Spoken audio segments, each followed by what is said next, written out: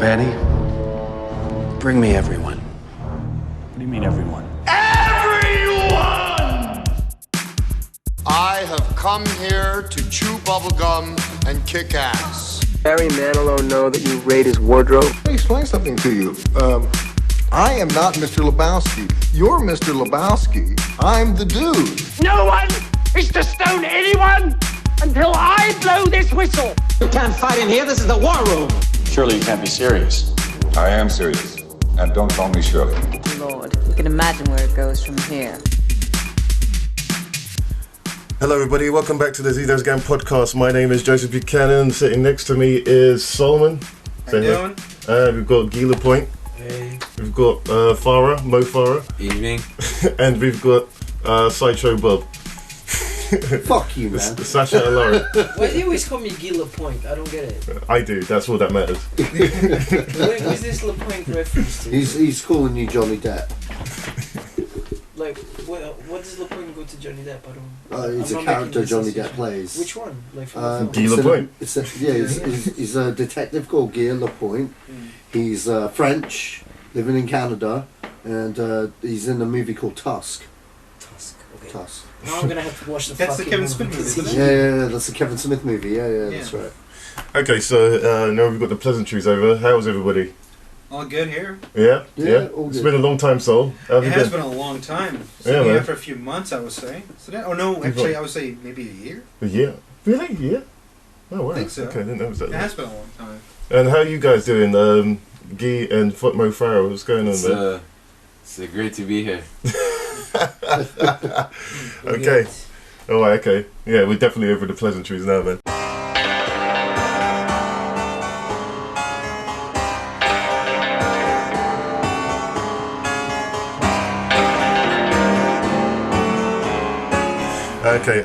Okay, so we go straight into the trailers, and the first trailer that we looked at was this new Luc Besson film called Valerian and the Sea of a Thousand Planets. And so, guys, what do you think about this trailer? Does it look appealing to you? Is it? No? I don't know where do we start? I don't think there's enough words in the dictionary to describe the visual onslaught that it's just visceral. I don't know what to say. The colors, I say visceral. Can you say typical Luc Besson film? Is there such a thing? I mean, I think the action looks typical Luc Besson, definitely, but not the color palette. I thought there's only a few directors who can reuse the same formula and make it 10 times better, and he's obviously done Agreed. that here. He's fucking. All I can say is the colors. Just so many colors. It's literally psychedelic. Colors. It's just, wow. It just grabs you. You rainbow. can't take your eyes off the screen. The funny thing is, the other trailer that you showed us, I forgot what it's called. It follows like the same colors. The Fifth Element. It is like double rainbow. No, not the Fifth Element. The last trailer on your.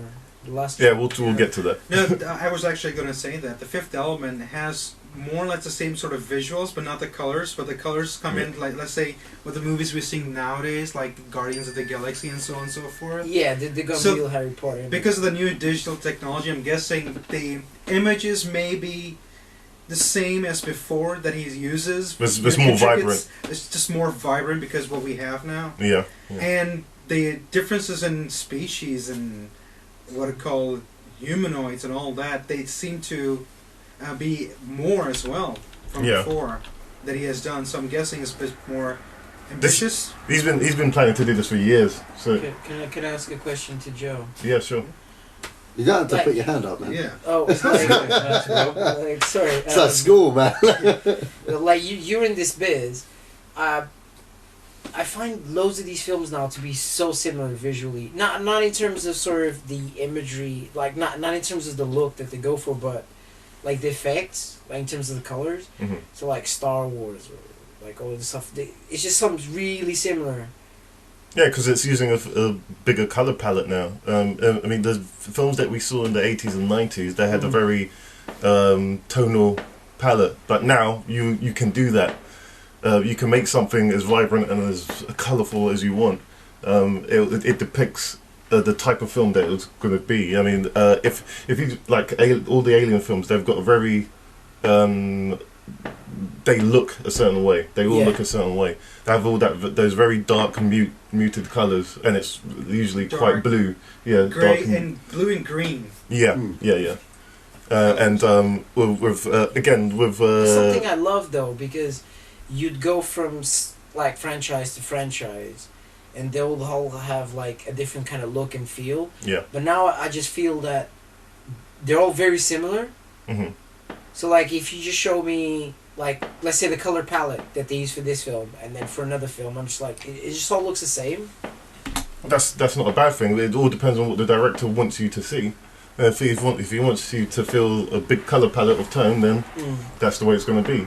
I don't think there's anything particularly wrong with it. It wouldn't matter. No, I'm not saying there's wrong. It's just Yeah. I was asking you if this is like a technical. I like your If point. there's a technical hindrance to it. There could be also the fact that they may have seen what palettes that people are liking, just and why not go with same. them? Because if they see people are enjoying what they're seeing, so you can use that in your own projects and see if and hope that people like them as well.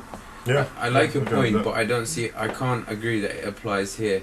Luc Besson with Fifth Element, he did an amazing job of blending. I don't know what the technology was, if it was blue screen or computer generated, but he blended visual effects with with props, with scenery and everything, in such a way that you believed you were in space. You believed you were on a spaceship that was in space. You could see it and it looked real. Like in some movies, like the old Superman movies, he looked like he was on a wire. It was like a bit, you know.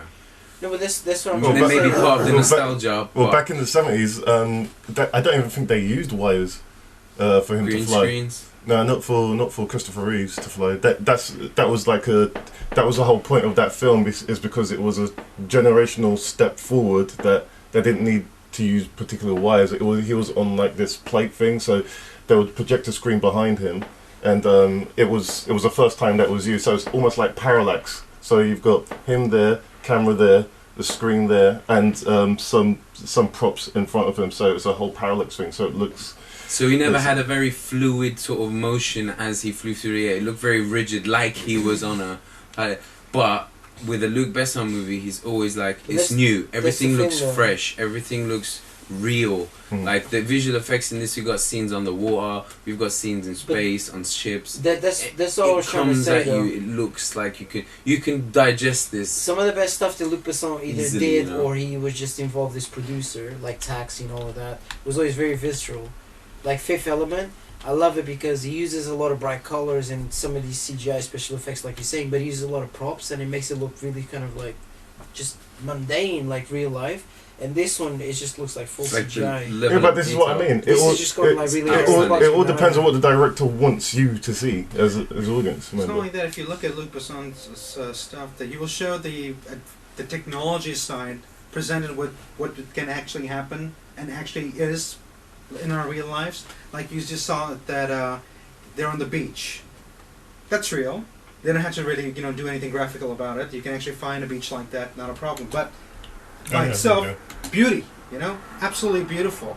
And then you attach it and mix it in between all the digital effects, and it kind of gives it the same gravitas. So you have. I mean, like that shadow looks so fake. No, it's not fake. So That's the shadow's probably on the bed. real. Yeah. That's the only part that's real is what they're on, basically. No, what about this do you think is fake? Because I don't think any of it's fake. That's the thing with the movie, with the Luc Besson movie, I can't tell which one is real, which one isn't. But that's how the good point. it is. That's what the point I'm trying to say is that the things that obviously they aren't real because they don't exist in real life. This particular beach does exist in real life. We know they do. We have seen them in pictures, obviously.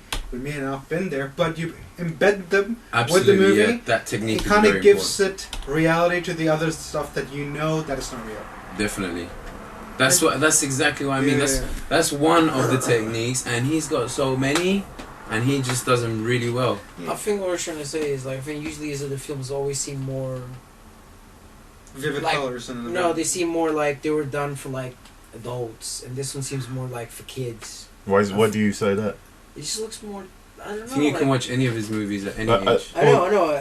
You can say that about Star Wars. Star Wars, all the Star Wars films were This is based on a series of comic books and novels that are kind of in vein to stuff like Tintin and stuff. Okay. So I'm kind of glad you picked up on that, actually. That's very interesting that you picked up on that, because that's probably the tone he's actually going for. Because this is going to be a 12A, so it's going to be kind of a family, kind of sci-fi kind of thing.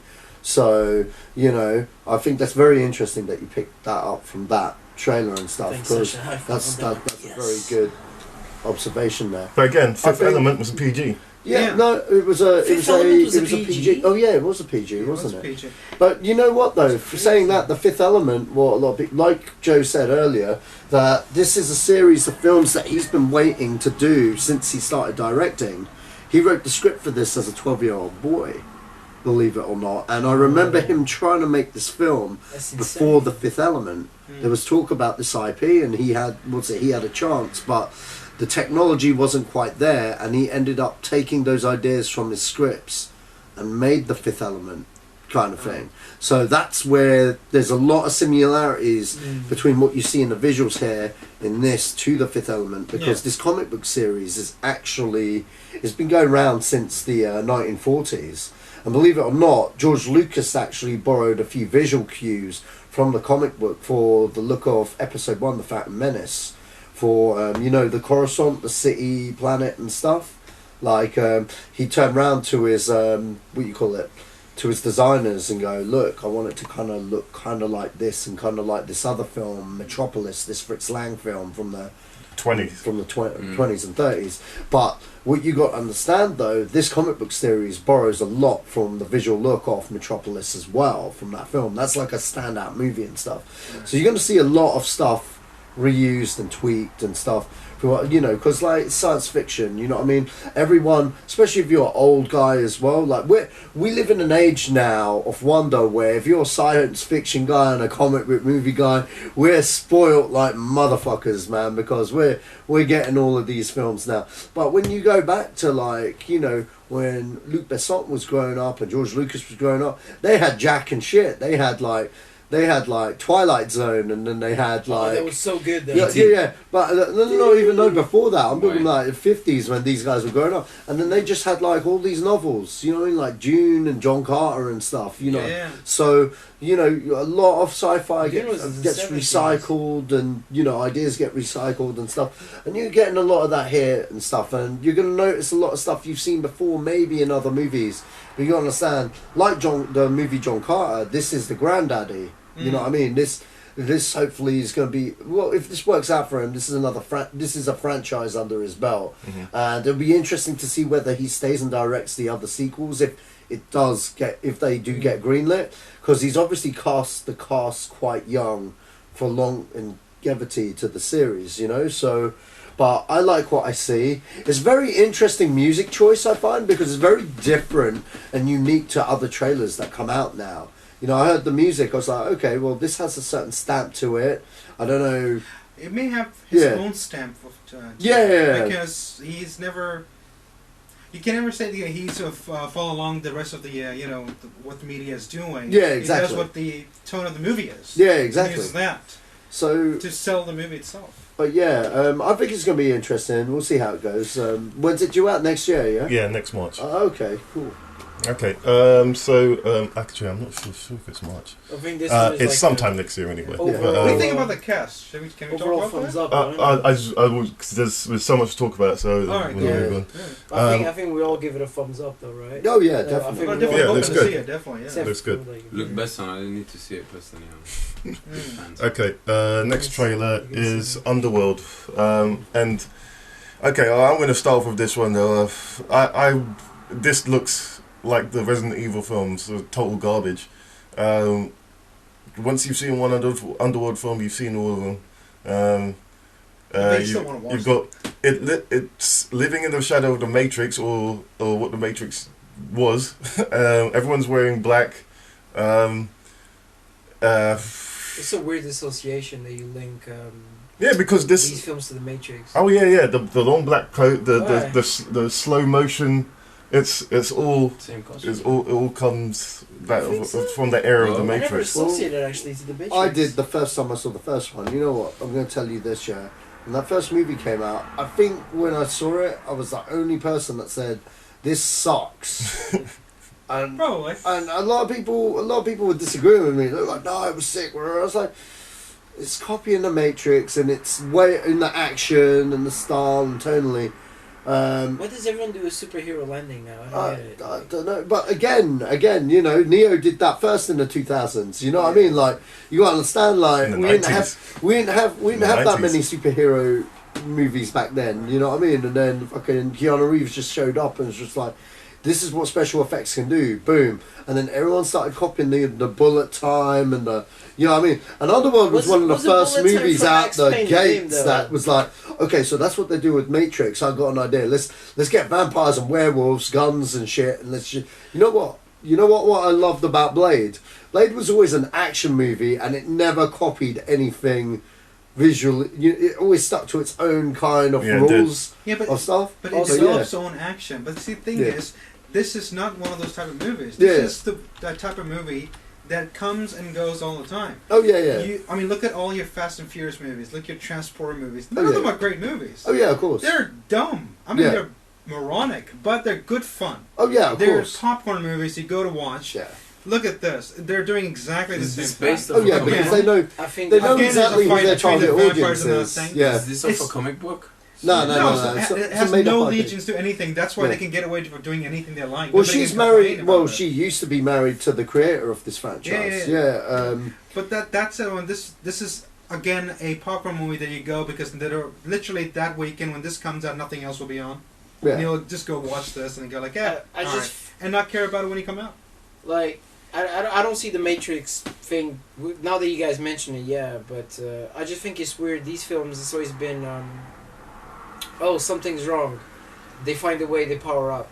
Oh, something else went wrong. You just described like nearly every video game, every film let's that's power ever up again. been. And on this one, it's like, okay, the half werewolf vampire dude is not strong enough, so they're gonna power her up. I mean, Les Wiseman's not directing this one. Yes, Anna Forrester. There you go. She's a TV director. She did a lot of Criminal Minds and Outlander episodes. She's been in the biz for a while. I think the reason why she landed this gig is because she's been a cinematographer and a visual effects artist as well. So this kind of franchise kind of lends to her abilities here. I mean, like, she did the visual effects for Stuart Little 2, Pitch Black, Godzilla. We're talking about the old Godzilla, you know, the really bad Godzilla. Yeah, Pitch Black. Are we talking the New York Godzilla? Yeah, we're talking about the Matthew Broderick Godzilla. That was bad. No, I love it because it's bad. Oh yeah, it's Jurassic Park made by, people who wanted to make Jurassic Park, totally, but couldn't do it, so they decided to make Godzilla. That's why they had the little egg things, didn't they? Yeah, it was totally, funny. Because that was their version of the Raptors. Kind of stupid, but it was fun. Just fun. But again, a movie that you won't think about when it come out. Well, you know what I think about this. I've got no interest in watching this film. I thought it's like watch it. Yeah, I'm gonna watch it when it I'm comes gonna watch out. it. I'm gonna yell. I'm gonna shout. I'm gonna eat popcorn. I'm gonna like. I think watch it. I think the trailer made me want to watch it, but I think that whole Underworld franchise, like you said, it gets a lot of. I don't know which. I don't even know which number this is. I think it's 4th. 4. Okay. There's been 4. Yeah, there've been 4. This franchise has been going for years, man. I watched them when they're on TV. The first one, there was someone found. Second one, protecting that someone. Third one, she'd been asleep for like millennia, wakes up in a new world, and this is the 4th one. She went into a millennial coma and she came. Yeah, I think that was and not only that, they got that from Evil Dead. They are prepping for this movie because you'll notice every TV channel is now showing. What it calls Underworld movies. Right, yeah. And it happens every time when a sequel or the shit. Okay, guys, if you're going to talk amongst yourselves, it's sounding really weird on here, man. We were just saying that Evil Dead is the shit. Sam Raimi. Then we fist pumped. I don't know if this is meant to be a horror movie or action movie. It's both action horror. Well, the first two, the first one, then the second one just won't be thriller because you won't care. Alright, well, I'm going to skip to the next trailer, right? Yep, sure. Okay, so the next trailer is Live by Night, and this is directed by Ben Affleck. As far as I'm concerned, Ben Affleck can do no wrong when it comes to directing. This is a gangster movie set in the 30s. Yep. Such? Yeah, looks great. And it's Ben Affleck. I mean, he's not made a shit film as a director yet. You know what I mean? Like, and it's a gangster movie. Can I So ask- what's there not to like? What films has he done, if I may ask? Which films has he directed? Argo. What else? The Town. What's The Town? The Town. It's the bank robbery one where he plays a bank robber with Hawkeye. What's his name? Jeremy Renner and stuff. And John Hamm's in it as well. Yeah, it's good, man. John Hamm's in there. It's really good film. He's also done Gone Baby Gone. Yeah, Gone Baby Gone, and he's about to do Batman. Oh yeah, and he's about to direct a new Batman movie. So, as if you've not seen, I think Argo is my favourite film of his, and Argo is that's got such a tension to it. It does, and it kind of plays like a heist movie as well. Yeah, in a strange kind of way, and like it's strangely funny. Yeah. No, it is funny. And It's not... Bryan Cranston's character in that is hilarious. Oh yeah, of course, man. He's the writer, no? Is Bryan Cranston? Is he the writer in the movie? No. He works for an agency. What is it? I can't remember. I need to see the film again. But he's not a writer. He's not a writer in the film. Okay. This I like seeing all these old school gangster films. From the 30s and 40s. It's got a different look for a 1930s gangster film, and that's what I like about it. I mean, like, most of these films you usually get with a darker colour palette. This is going for like a really bright kind of... I didn't even notice until you mentioned it. Yeah, a lot of yellow. Which kind of gives it a different identity to like anything I've ever seen in that genre before. It doesn't look like The Untouchables. Yeah, exactly. Yeah. No, not only that, those type of palettes tend to tell you, that this is going to be serious drama, serious crime, or whatever it is. This kind of gives you the feeling that there will be ups and downs. Like, look at this scene over here. There is darkness there, but not as much. But I wonder if this is going to be something like the other recent 30, 40 movies. Ooh, the Shia LaBeouf one. No, was it called the American... the Gangster Squad. Gangster Squad. I don't think it'll be tonally like Gangster Squad. Gangster Squad was a blockbuster in disguise.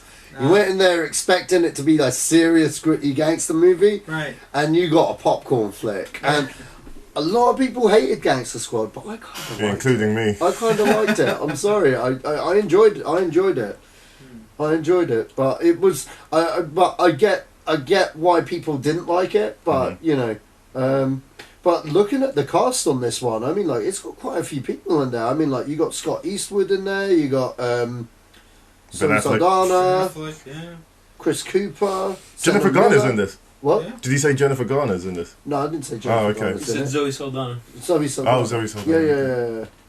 Ellie Fanning. But it is weird though. The I like of, the like, way the soft imagery with like all the. I like the way that the Brendan Gleeson's in trailers were edited. It looks really fast paced. It looks like there's a lot. Chris Cooper and keeping Texas Wheeler. everything These under two wraps are as actually quite good. But you're seeing there's a lot of action in there, a lot of fun to be had. And beautiful typeface. It's true.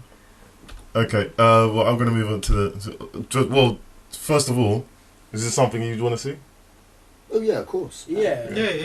It's Ben Affleck, Guns and Gangsters. What's there not to like? My wife loves Ben Affleck. No, I have to admit, I actually haven't seen the other movies like at the cinema, but for this, I probably will go to the cinema. All right. Okay. Okay. On to the next trailer, and this is Ghost in the Shell. This is directed by Scott Erickson. No. Who directed this? It's a British director anyway. I can't see his name at the moment. But Rupert Sanders. There we go. Director of Snow White and the Huntsman. Yeah. So going into this film, I thought, I don't know, man. But this guy's pulled out all the stops. Yes, aesthetically, this film looks like the 1995 anime, and the reason for that is because they got the director of the anime to come into the set and give the look of the film the same feel as the anime. But it still looks like a Hollywood movie, but it looks like it should, if you get me, if you understand the nature of it. But no, you're right. It matches visually the anime completely. It looks stunning. Yeah, it's and like that bit there where she's at the window there, like up. That's straight from. I mean, like if I remember correctly, that's the opening. That's the opening. But if I remember correctly, that shot it's maybe a little bit more darker in the shadows, but he's got the aesthetic down. Yeah. The visuals are absolutely stunning, and you know what? It's got its own stamp to it. Yeah. You know what I mean? Which a lot of science fiction films, you know, don't tend to. A lot of studio science fiction films don't tend to have a stamp to it. You know what I mean? This has quite clearly got a visual aesthetic to it that a director's taken charge. And, you know, I don't know whether that's the source material or what, but you know what? Like, I'm liking what I see. I know there's a lot of naysayers online, like, going, oh, this fucking sucks. But I don't understand that. I don't understand that because, that you know, I'm seeing parts of what I remember from the original one. Mm-hmm. You know what I mean? In there. Like the bit where she's cloaked and she punches the dude and in the water and stuff. When she jumps off the roof. Yeah, when she jumps off the roof. Even the bit like when she's in the tank and that, I don't know what that thing is with that white stuff, you know, peeling off. When she breaks her arms. Is that a skin or whatnot? That's when she's being made. Yeah, when she's being made. That visual, that's straight from the cartoon. And, you know, it looks like they're following it pretty closely. I'm not gonna lie, Rupert Sanders. Yeah, I know. You know, that was my worry. That was my biggest worry. I mean, like Snow White and the Huntsman. I know, like girls 14 years age and above kind of like that film, yeah. But I thought it sucked balls, man. Like I thought it was a fucking travesty, man, of a movie. I don't think but you know what? You know what? Hats off to him. Guys pulled out all the stops because the last film was his first film, and maybe he signed on that just to get a job. But if this is what he can, you know, if he delivers stuff like this, even the way she shoots, the way, because in the anime she's very, very precise, and the way she ran on the wall, then shot him straight there, and then they shot the other guy there. The Major is very precise like that. She doesn't miss, and that's another thing that I liked about it. But I mean, you know what? Also, I think Ghost in the Shell also something that made it as big as it was like soundtrack, like the. Oh yeah, definitely. Oh, so, they even got the Kenji Kawa, the guy who did the original soundtrack. They got him to do the opening for this film. Oh really? So, yeah, they got him to do the opening. So it's going to sound the same. Oh wow. Yeah, so that's going to visually look really nice. But do you know what I like from the trailer? Scarlett Johansson has got the tone of the character down. And you know what I mean? Like her voice and like the way she's going about stuff. And like I believe she's a fucking cyborg, man. But like, and the other thing I like they've kind of shown how they're dealing with the nudity for a 12A kind of thing, because like they've more or less established she's a robot from the get-go, and obviously that's something they got watered down to casual audiences. But you know what? That makes sense to me. You know, that makes sense to me. Haven't got a problem with that. Anyone else saying that they're like, oh, she should be naked. You know what? You're a dirty pervert and you should fuck off. You know what I mean? Like, seriously, they've got her. She's an A-list star. Like I said before, she's an A-list star. They've got the $200 million to go make this film and make the best possible fucking version of this film for the West. I want to see it. I'm interested now. There's actually no need. I mean, when it comes to the anime, you can always, draw something, and your imagination is the one that takes you there, whatever it is.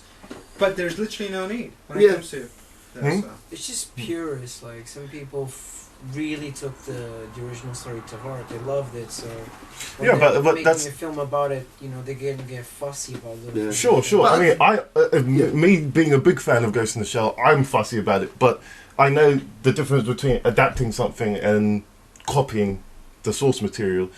They're adapting it because it's not the same storyline, otherwise there'd be one film.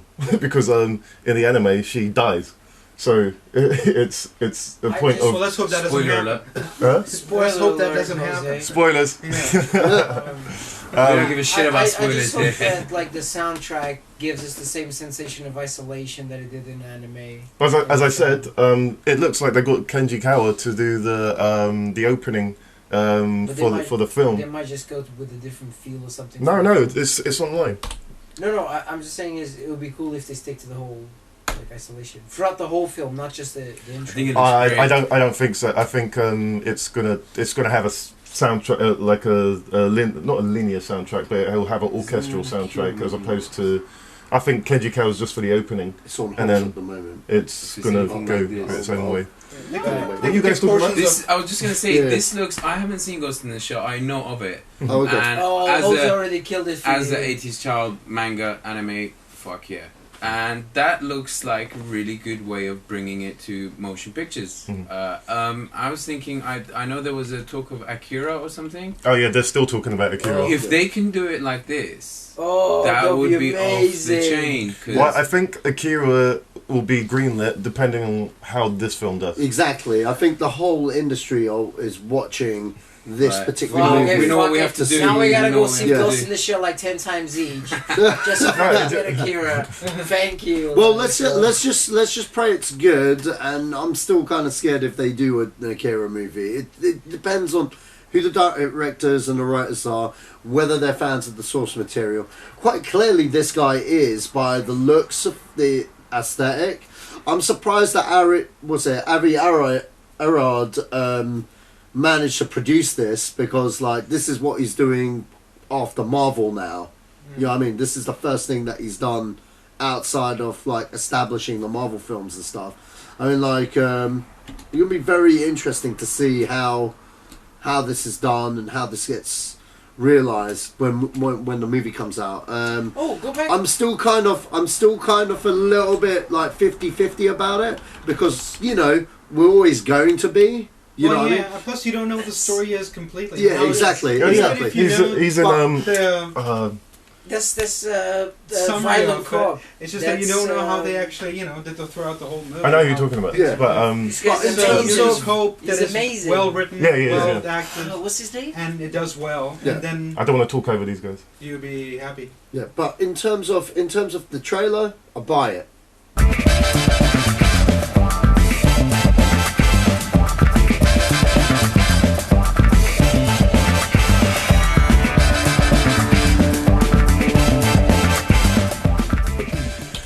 Okay, well, that's it for the trailers. On to the news. Okay, so we're going into X-Men. So X-Men is being... Bryan Singer is reportedly not returning to the X-Men franchise. Looks like Fox want to reboot the series. And yeah, that's it. 20th Century Fox want to reboot the series, and they want to start with a clean timeline, maybe, I think. With the option of Fassbender and James McAvoy coming back. So it's a matter of, would you rather have Bryan Singer leave, or would you want him back? The question is, the last X-Men movie was just this year. Yeah, that's right, yeah. And coming out with a clean slate needs time, because everything's still fresh in people's memories, and every time a new movie comes out, every TV channel is showing all the older ones, so to push people to go and watch the new movie, right? So I mean, everything's still fresh. So is it going to work? I don't know. Is it just a ploy to keep the copyrights? I'm guessing to the titles of well, it is. They have to keep making X-Men films. Exactly. Does it go back to Marvel? Yeah, otherwise it reverts back to Marvel. Yeah. Now here's the thing, here are the facts. Okay, here are the facts.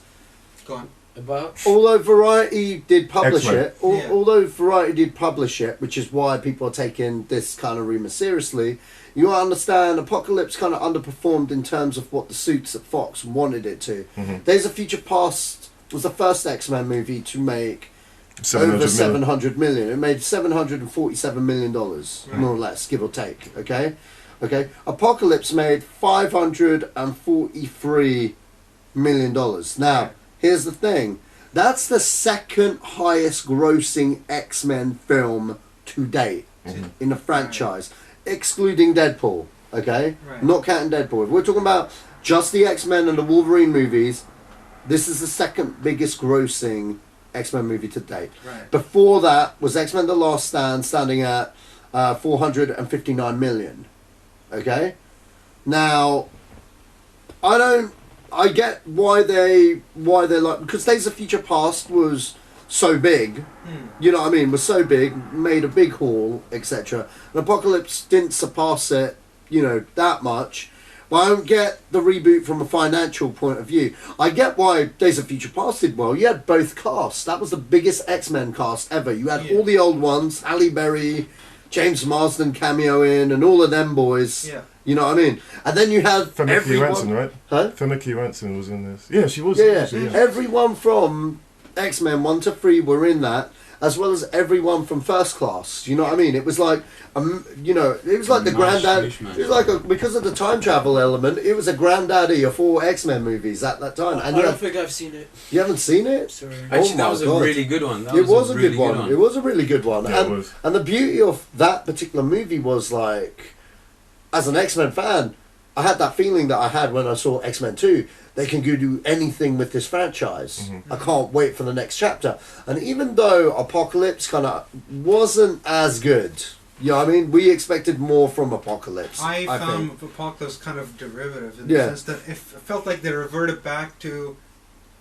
you know, X-Men 3. Yeah. They just wanted to do something. Yeah, and they just went... be big. Yeah. As big as possible. Yeah, and they just went... But they didn't find anything that was big, so just made stuff Yeah, up. I mean, like Apocalypse, you know, despite it, I didn't hate it. I don't think Apocalypse really portrayed the comic book character in the movie. Oh yeah, of course. No. But Yeah, I didn't. I think everyone feels that way. But I didn't hate the movie. Yeah, there's a lot. But I like the ending. I like the ending. You know what got me psyched? Right.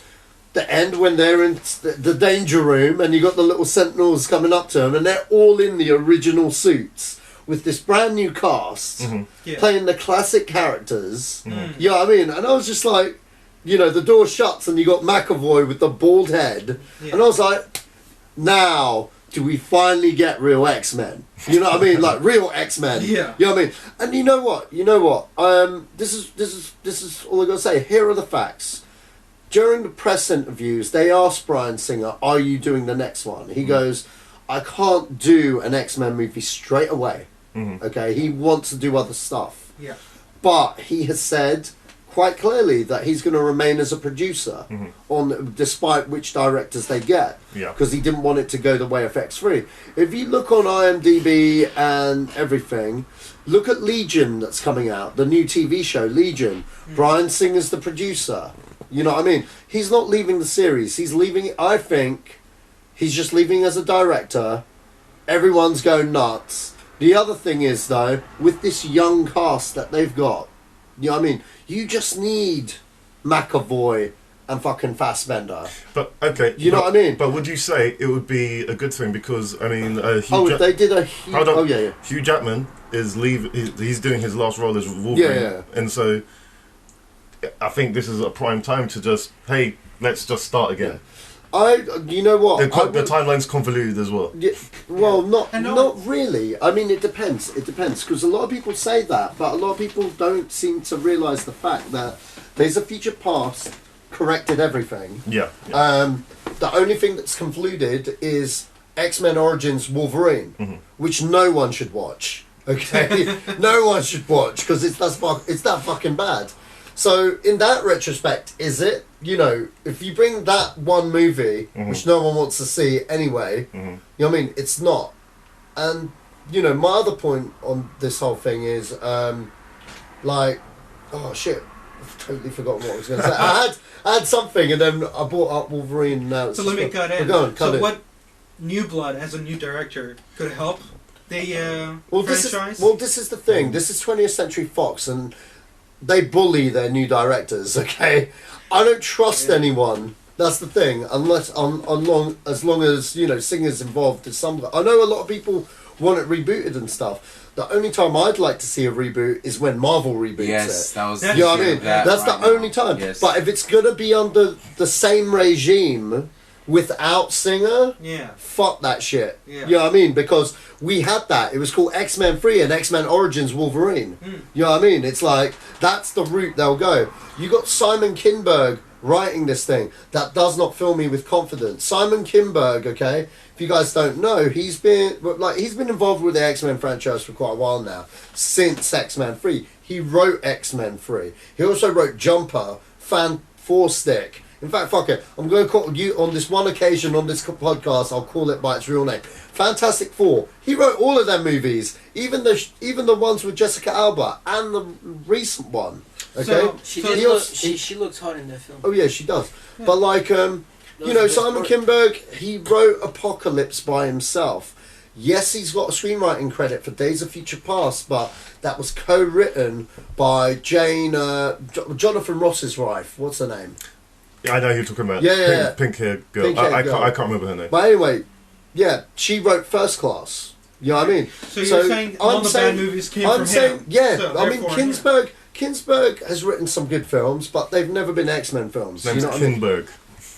Him too. But either way, yeah, unless he's co-writing it with someone, that doesn't give me faith. You know what I mean? Because I've seen Apocalypse. You know what I mean? And the only reason why Apocalypse was okay is because you can see the Singerisms. You know what I mean? Like what Bryan Singer brought to the table, kind of thing, as a director and a consultant on the story. This script's being written by Kinberg just by himself. You haven't got Singer as a director. I know he may be a producer, but do you know what I mean? It kind of worries me a little. I want to see another writing talent on board to go, yeah, this is shit, maybe we should do this. You know what I mean? That kind of thing. And it all depends who they hire as a director. You know what I mean? I don't think it's going to be a straight up reboot. I think it's going to be a continuation in some kind of capacity. That's why I think that's the only thing that makes sense. Yeah, yeah. Otherwise, they not only need to wait. I mean, they did try with Amazing Spider-Man. They it pretty quickly. Yeah. But again, it failed. And that reminds me, I remember what I was going to say. You reboot X-Men at this point, you're just going to just get the same fucking story we've got for the past 10 years. Professor X versus Magneto at different points. Because let's face it, every X-Men movie has always had, remember this guy? This is why he hates humans. This is why, you know what I mean? What upsets me with X-Men is that we've taken 20 years to get to this point and finally get a different villain that isn't fucking Magneto. Yeah. Do you know what I mean? It's like, we've gone to this point now. Let's, you know what I'd say? Okay. You know what I'd say? This is what I'd like as an X-Men fan. If they want to do a smaller scale one, because obviously they want to make as much money on this, have one villain. Don't have multiple villains. You've got a new, fresh cast. Yeah. Call it X-Men Juggernaut. Fight the Juggernaut, man.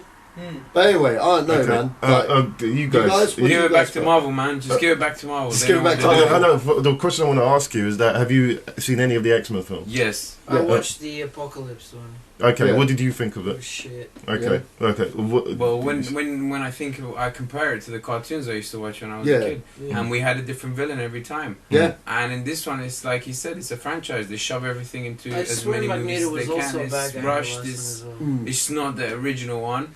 A lot of some of them are good, like you said. There's a Future Past, but give it back to Marvel. Marvel's smashing the superhero movies. Well, yeah, Fox aren't going to do that. They're gonna, if they keep making money out of it, they're not going to do that. And especially, but then we just have to. We can't expect much, you know. It's going to be. It's just a case of. It took how many to get to what Days of Future Past is like the fourth one. No, that's like the seventh one. So it took that because I reckon that's the best one. It took that long to get to that. Yeah, but I think it's a flip coin between that and First Class. I love First Class. I like First Class as well. First Class is fucking amazing. I can't remember who the bad guy is. Yeah, that's pretty good. First Class should have been X-Men 1. Period. Well, you know what though? Saying that though, X-Men 1, I rewatched them all for Apocalypse. Right. You know what I mean?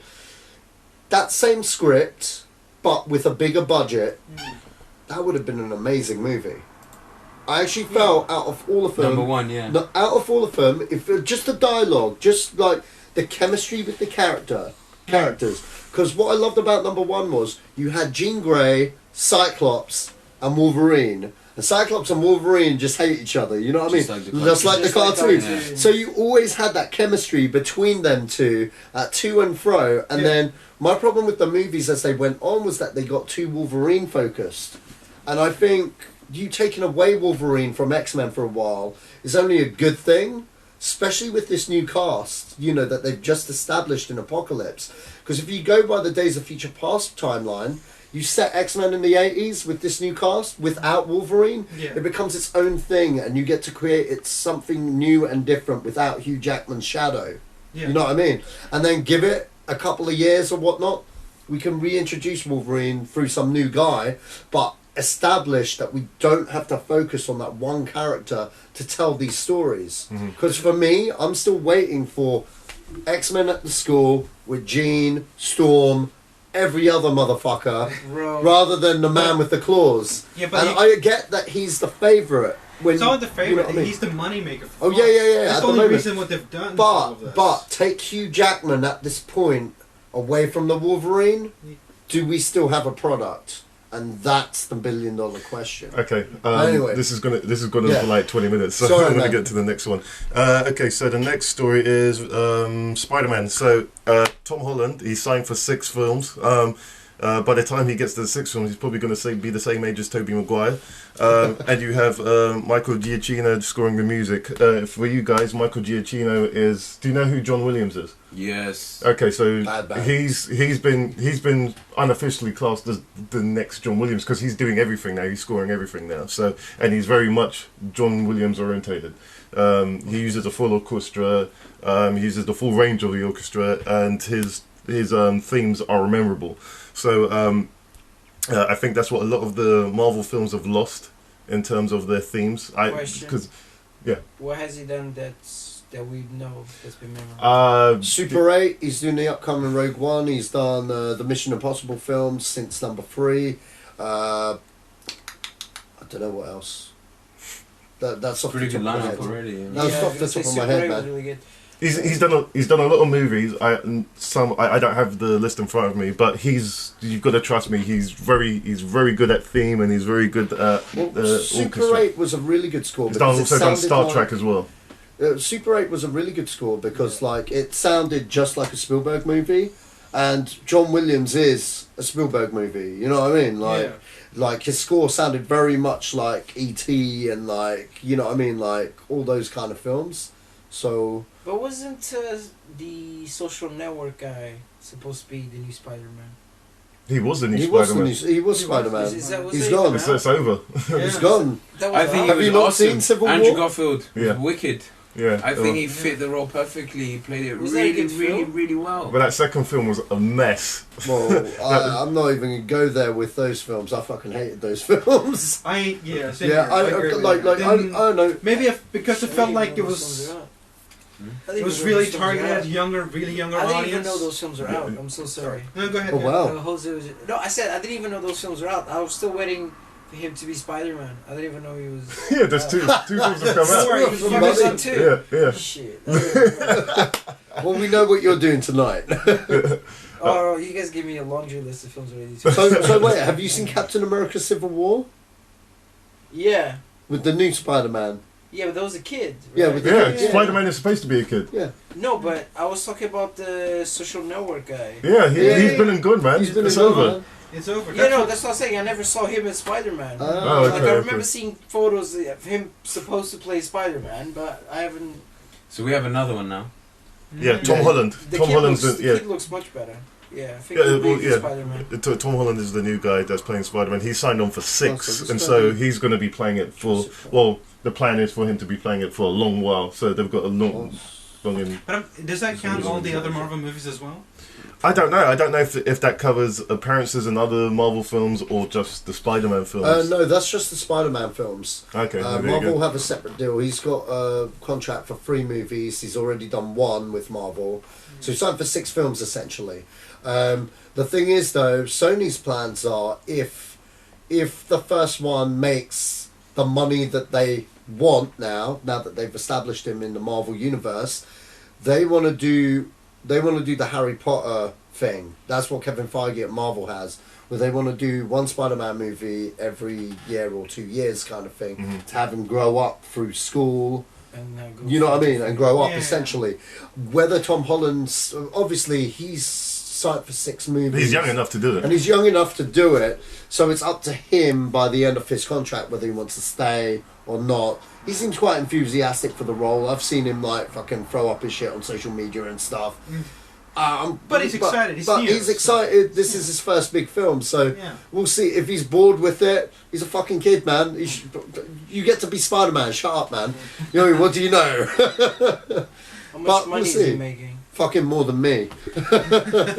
No, but I mean, in terms of the grand scheme of actor things, is he getting paid decent or? Well, I'm pretty sure he's getting paid decent.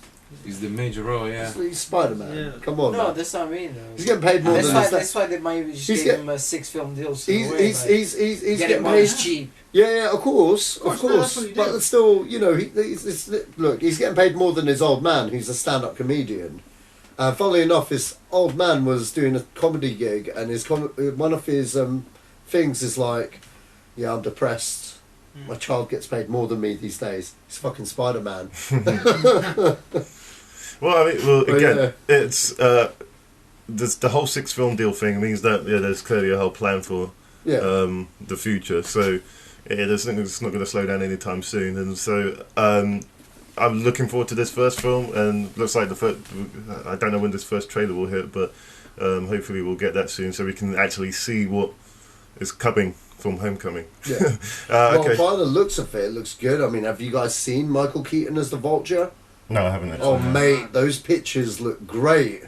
Yeah, okay, well, I mean, there's a lot of villains in this film. Yeah, there is. They've shown... Look, what I think is amazing is that they've got a couple of shit Spider-Man villains in there, but they made Shocker look not stupid, but yet retain the look of what he's supposed to look like. But with the Vulture, they've kind of gone the whole... Falcon... Yeah. You know the Falcon guy in Marvel movies. Yeah. Same technology. Okay. With the jetpack, but it looks a little different. So he's got a bigger wingspan kind of thing. Right. There's a Vulture in it. But oh man, Michael Keaton as a villain. Michael Keaton as the Vulture. You know what? If they did it like how he looks like in the comic books and stuff, I probably would have been like, yeah, fuck this shit. But because it's Michael Keaton and like the way it looks, yeah, fuck it. I'm in, man. I'm in. I'm liking the redesign. But anyway, okay. On to the next. Keaton can do no wrong. Yeah. Sorry, what? Michael Keaton can do no wrong. It's a mantra we all live by. Alright guys, on to the next story, and that's Mission Impossible 6 gets a 2016 summer start. Well, that's its release date. It starts filming in the spring of next year, so this is the 6th film. This would be, I'm not sure how many of these films Tom Cruise can do now, but I think he's going to do them until he dies. Yeah, because he owns it, doesn't he? Yeah, he does. Yeah, he does. Yeah, he does. He was a big fan of this TV show growing up. Yeah. In the original film, he wanted the guy from the show, the original TV show that played Jim Phelps, to play Jim Phelps in the movie. Obviously, it was John Voight in the movie, but the reason why he never got that guy, and he was giving him a blank check as well. The guy was like, Mr. Phelps would never be a villain in Mission Impossible. He was like dead set that was the character. But the thing is, that's what made the fucking movie, man. It was like, you as an audience member was like, what? Mr. Phelps is a fucking bad guy? You know what I mean? Your mind was blown. You know what I mean? Spoiler alert. Belated, but there you go. But yeah, spoiler alert, like 25 years. We expect people to watch movies to listen to this show. But I mean, Tom Cruise is a big fan of this thing. The whole pay dispute thing, you know, they weren't going to recast Tom Cruise. Come on, that was just stupid. No. Well, but you can't really. Yeah, you can't. I mean, like, dude's going to play this until he becomes the Mr. Phelps character. Exactly. You know what I mean? Well, he kind of was in the third film. In the third film, he was supposed to be. He was just teaching. He was teaching the. He was retired, wasn't he? He was retired, and then he came back, and now and then they broke him out of jail, and now he's just fucking back. You know what I mean? Like, look, when man is 70, watch, he'll just be like, you know, he'll be like the Alec Baldwin guy. He won't be doing that action. He'll be like, this is your mission if you choose to accept it. And it's probably going to be Jeremy Renner by the time these things. That's another. Because that was the point, though, wasn't it? Tron thing. What was it? When he had. Young Jeff Bridges and old Jeff Bridges. It would be amazing. Yeah. You're saying we should CGI Tom Cruise? Yeah. Is that what you're saying? Mission Impossible 16, they'll just CGI Tom Cruise in. It'll be amazing. Well, we'll have the technology to make it look better. I think if he keeps going, it's going to end up in a very futuristic setting, maybe something like Metal Gear Solid. I think he'd make a great Solid Snake. But I really enjoyed him. I think a lot of people don't it gets a lot of flack. A lot of people I ask, they're like, oh, I didn't like it. 5, 4 was good for me. 3, I enjoyed very much. From 3, I liked 1. I've liked them all apart from 2. 2 wasn't terrible for me. It was watchable. I don't even acknowledge 2 as a film. It's 2 the fair enough. Fair enough. The Bullet Train one. No, the Bullet Train was the first one. Was the best one, man. It was it's just like it was awesome. It was an espionage film. It was literally about espionage, and that's what Mission Impossible was supposed to be about. I still prefer the TV show. It was really good. Yeah, the TV show was good. Yeah. Compared to the films, like it was just. But I think you don't like the films. The thing no, they're okay. Like I mean, if it's on TV, I'll watch it. But the TV show is. I think the character now, Ethan Hunt, is a recognized. People see Tom Cruise as Ethan Hunt now. So. Well, he's become a term. It's like when he did something like clever, he would call him MacGyver. And when he did something sneaky, and it's like, well, you're Ethan Hunt. Yeah. It's become that. Yeah. Really? Yeah, some people use it. I'm not saying everybody does. I would get it if someone. MacGyver, though, everybody uses. Yeah, if somebody said that to me, I'll be like, I wouldn't get it. I'm sorry. Like maybe it's just not. It's not very common. But I've heard a couple of people use it recently, and I thought, well, okay, I'm guessing it's catching on. I'm gonna Ethan Hunt this. Yeah, that's Jeremy Renner might not be able to be in this because it says it clashes with his Marvel film. Oh really? Yeah. Well, to be quite honest, with Mission Impossible, they'll just get another person on a roster, and they'll probably bring him back in the other one. You know what I mean? Mm-hmm. Like how they did with Ving Rhames, kind of, sort of. Mm-hmm. But you know what? That's a cardinal sin if they can't get Ving Rhames. Because you know what Ving I loved Rhames about has been a part you know of what I his like about Ghost Protocol? He's not in it the whole fucking movie, and then he's there at the end as they're having beers, isn't it? Like I like that as a cameo as well. I feel sorry for Jeremy Renner. I mean. He tried to break into the Bourne films, and that's gone down, right? Because Matt Damon's back. Yeah, Matt Damon's back now. And here he can't make the film because he's busy somewhere else. Well, I'm sure Marvel will make a Hawkeye film. You know, they'll just give him that as a pet project, man. He's not losing any sleep, trust me. Okay, he's a wanted man. He's got work. Fuck him. He's got work. Yeah. He's got work. I'm not crying for Jeremy Renner. He can go fuck himself. Wow, that's harsh words. Is that hatred or is that like? No, it's not hatred. The guy's doing well, man. Okay. Jealousy. If you said like a different actor that we ain't seen for a while, like I don't know, who ain't we seen for a while, Joe? I mean, like name an actor we haven't seen for a while that we haven't seen in film in ages. I don't know. Jackie Chan. No, Jackie Chan's still doing stuff, man. He's still acting. But have you seen them? No, he's been doing some good shit. Oh, is he? Yeah, in Hong Kong. I'm not talking about Clint Western Eastwood? stuff. Okay. Now, Clint Eastwood's he's directing The last movies. film he was in was Gran Torino. Oh, that was a great movie. That was a good film. Anyways, but yeah, I'm talking like someone out of work. Who's out of work these days, man? I mean, like. Shit. I can tell Michael Biehn. There we go. Michael Biehn. Hicks from Alien. The guy from Terminator 1 and 2. From number 1 that fought Arnie. Him. If that guy was like, you know what I mean, I'd be like, rare. He ain't been in a film in ages. The Navy SEALs guy. Yeah, Navy SEALs guy. Yeah. Reese. Him. Reese. Yeah. Carl Reese. See, Carl Reese. If Carl Reese was working out, look, get him in the Mission Impossible. He man. was good. Yeah. He was good. Man needs work. I feel sorry for Michael Biehn. Oh, anyway. Okay. The next topic is, the next story is American Werewolf in London. So Max Landis is going to write and direct the American Werewolf in London remake. Have any of you guys seen American Werewolf in London? The original, yeah. Was Isn't good. that the one with Jack Nicholson? No. Which one is that? That's one? Wolf. That's Wolf. Thank you. That might. How old are you? 33. Yeah, I think it's a bit before your time. That make you. Were you born 84? 83. 83. Okay, so You're 33. Young, bro. Portuguese, man. Face from 18, isn't it? I know, right? You look. If you said 23, I would have totally believed you. Shit, son. You should have gone to specs that you were. I should. Yeah. Because you're not supposed to insult the guy that says you look young, man. No, I'm saying like it's insane. I don't look 23, man. I got so much. How old do you think you look? Me? Yeah. My age. What's your age? 33. No, is that you really think you look like a 33-year-old? Nah, bro. Yeah. I'm 38. Do you think I look like a 38-year-old? No, you No, look, no, because you know the rule. No, but I'm just trying to gauge your logic to what you just said. No, because you look young for your age. No, I'm not talking about me. I'm just talking about. You just asked. Yeah, but but I just want to know where your logic's coming from, where your logic system's coming He's from. asking, what do you think? How old he actually looks to you? No, I already said you look young. No, you look never mind. my age, man. Okay. Never mind. But actually, even younger than me. Continue. Okay, so not the Jack Nicholson film.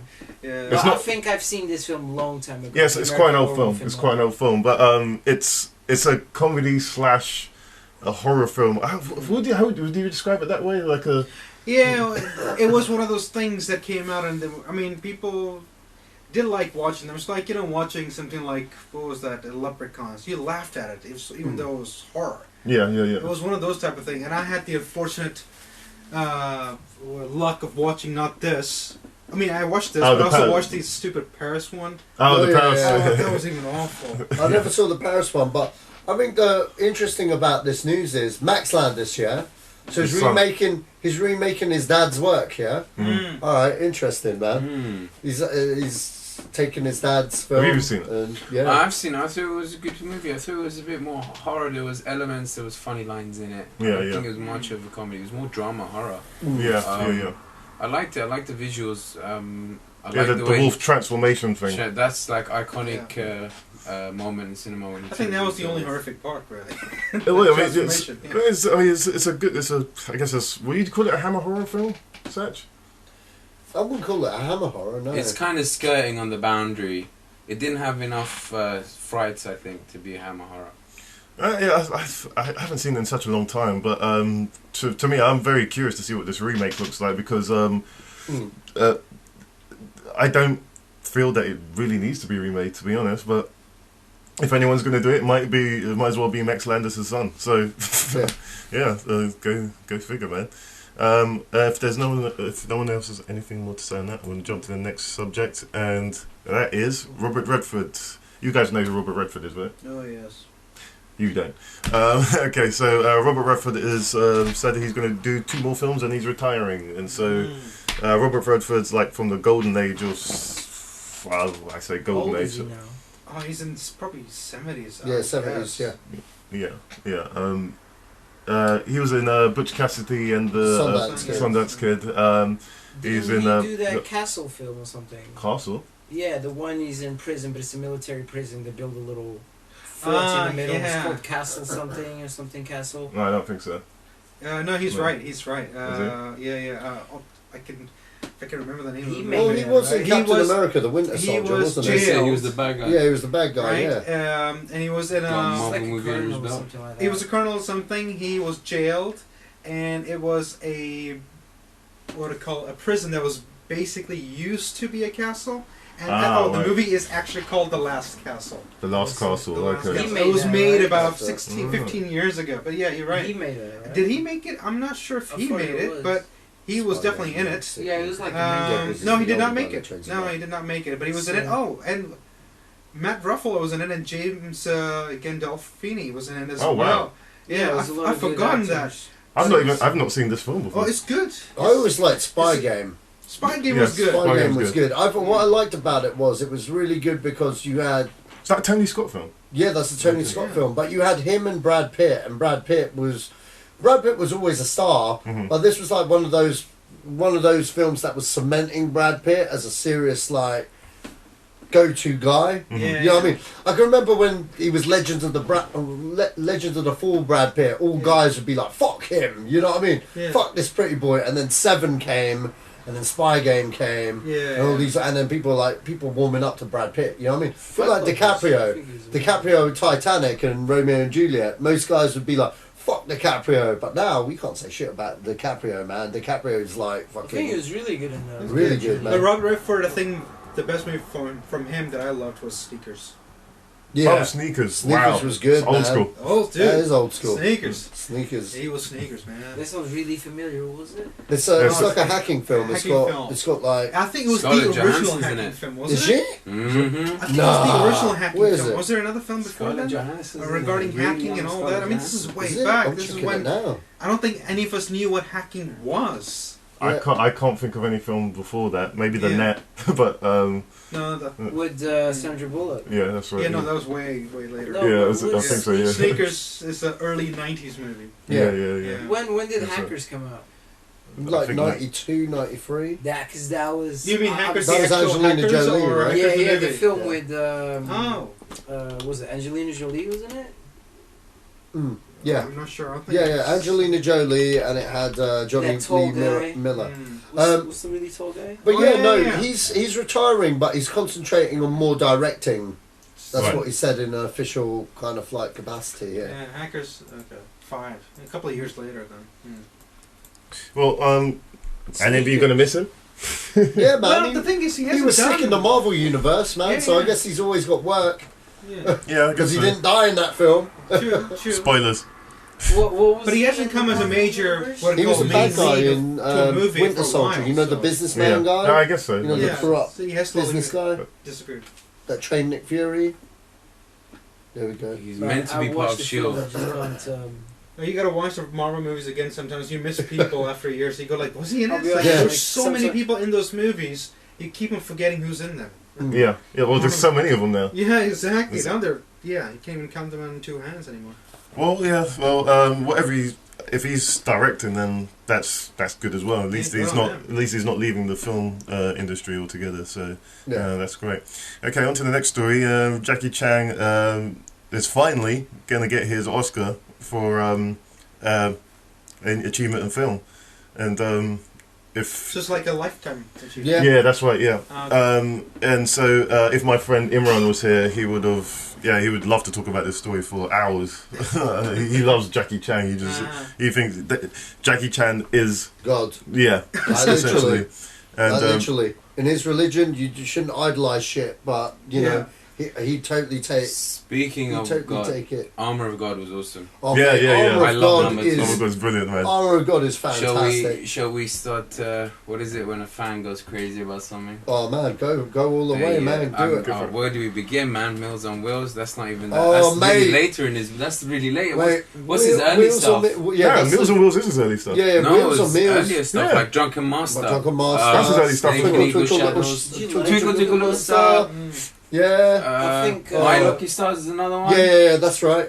No, And then you got Police God, Story. because it's always him, Samahang, Yoon Biao. That's Yeah, it. they were the That trio. They were combination. that combination. Whoa. Project A, Part Project 1 there and you go, 2. There you go. Oh man, The Dude, list is endless. Yeah, the list is endless. I'll tell you what, when he jumps off that, when he breaks his neck going down that mountain in Armor of God at the start, Did he break his neck? he broke his neck or something. He Oh, in almost the died. ball, when he's in the ball.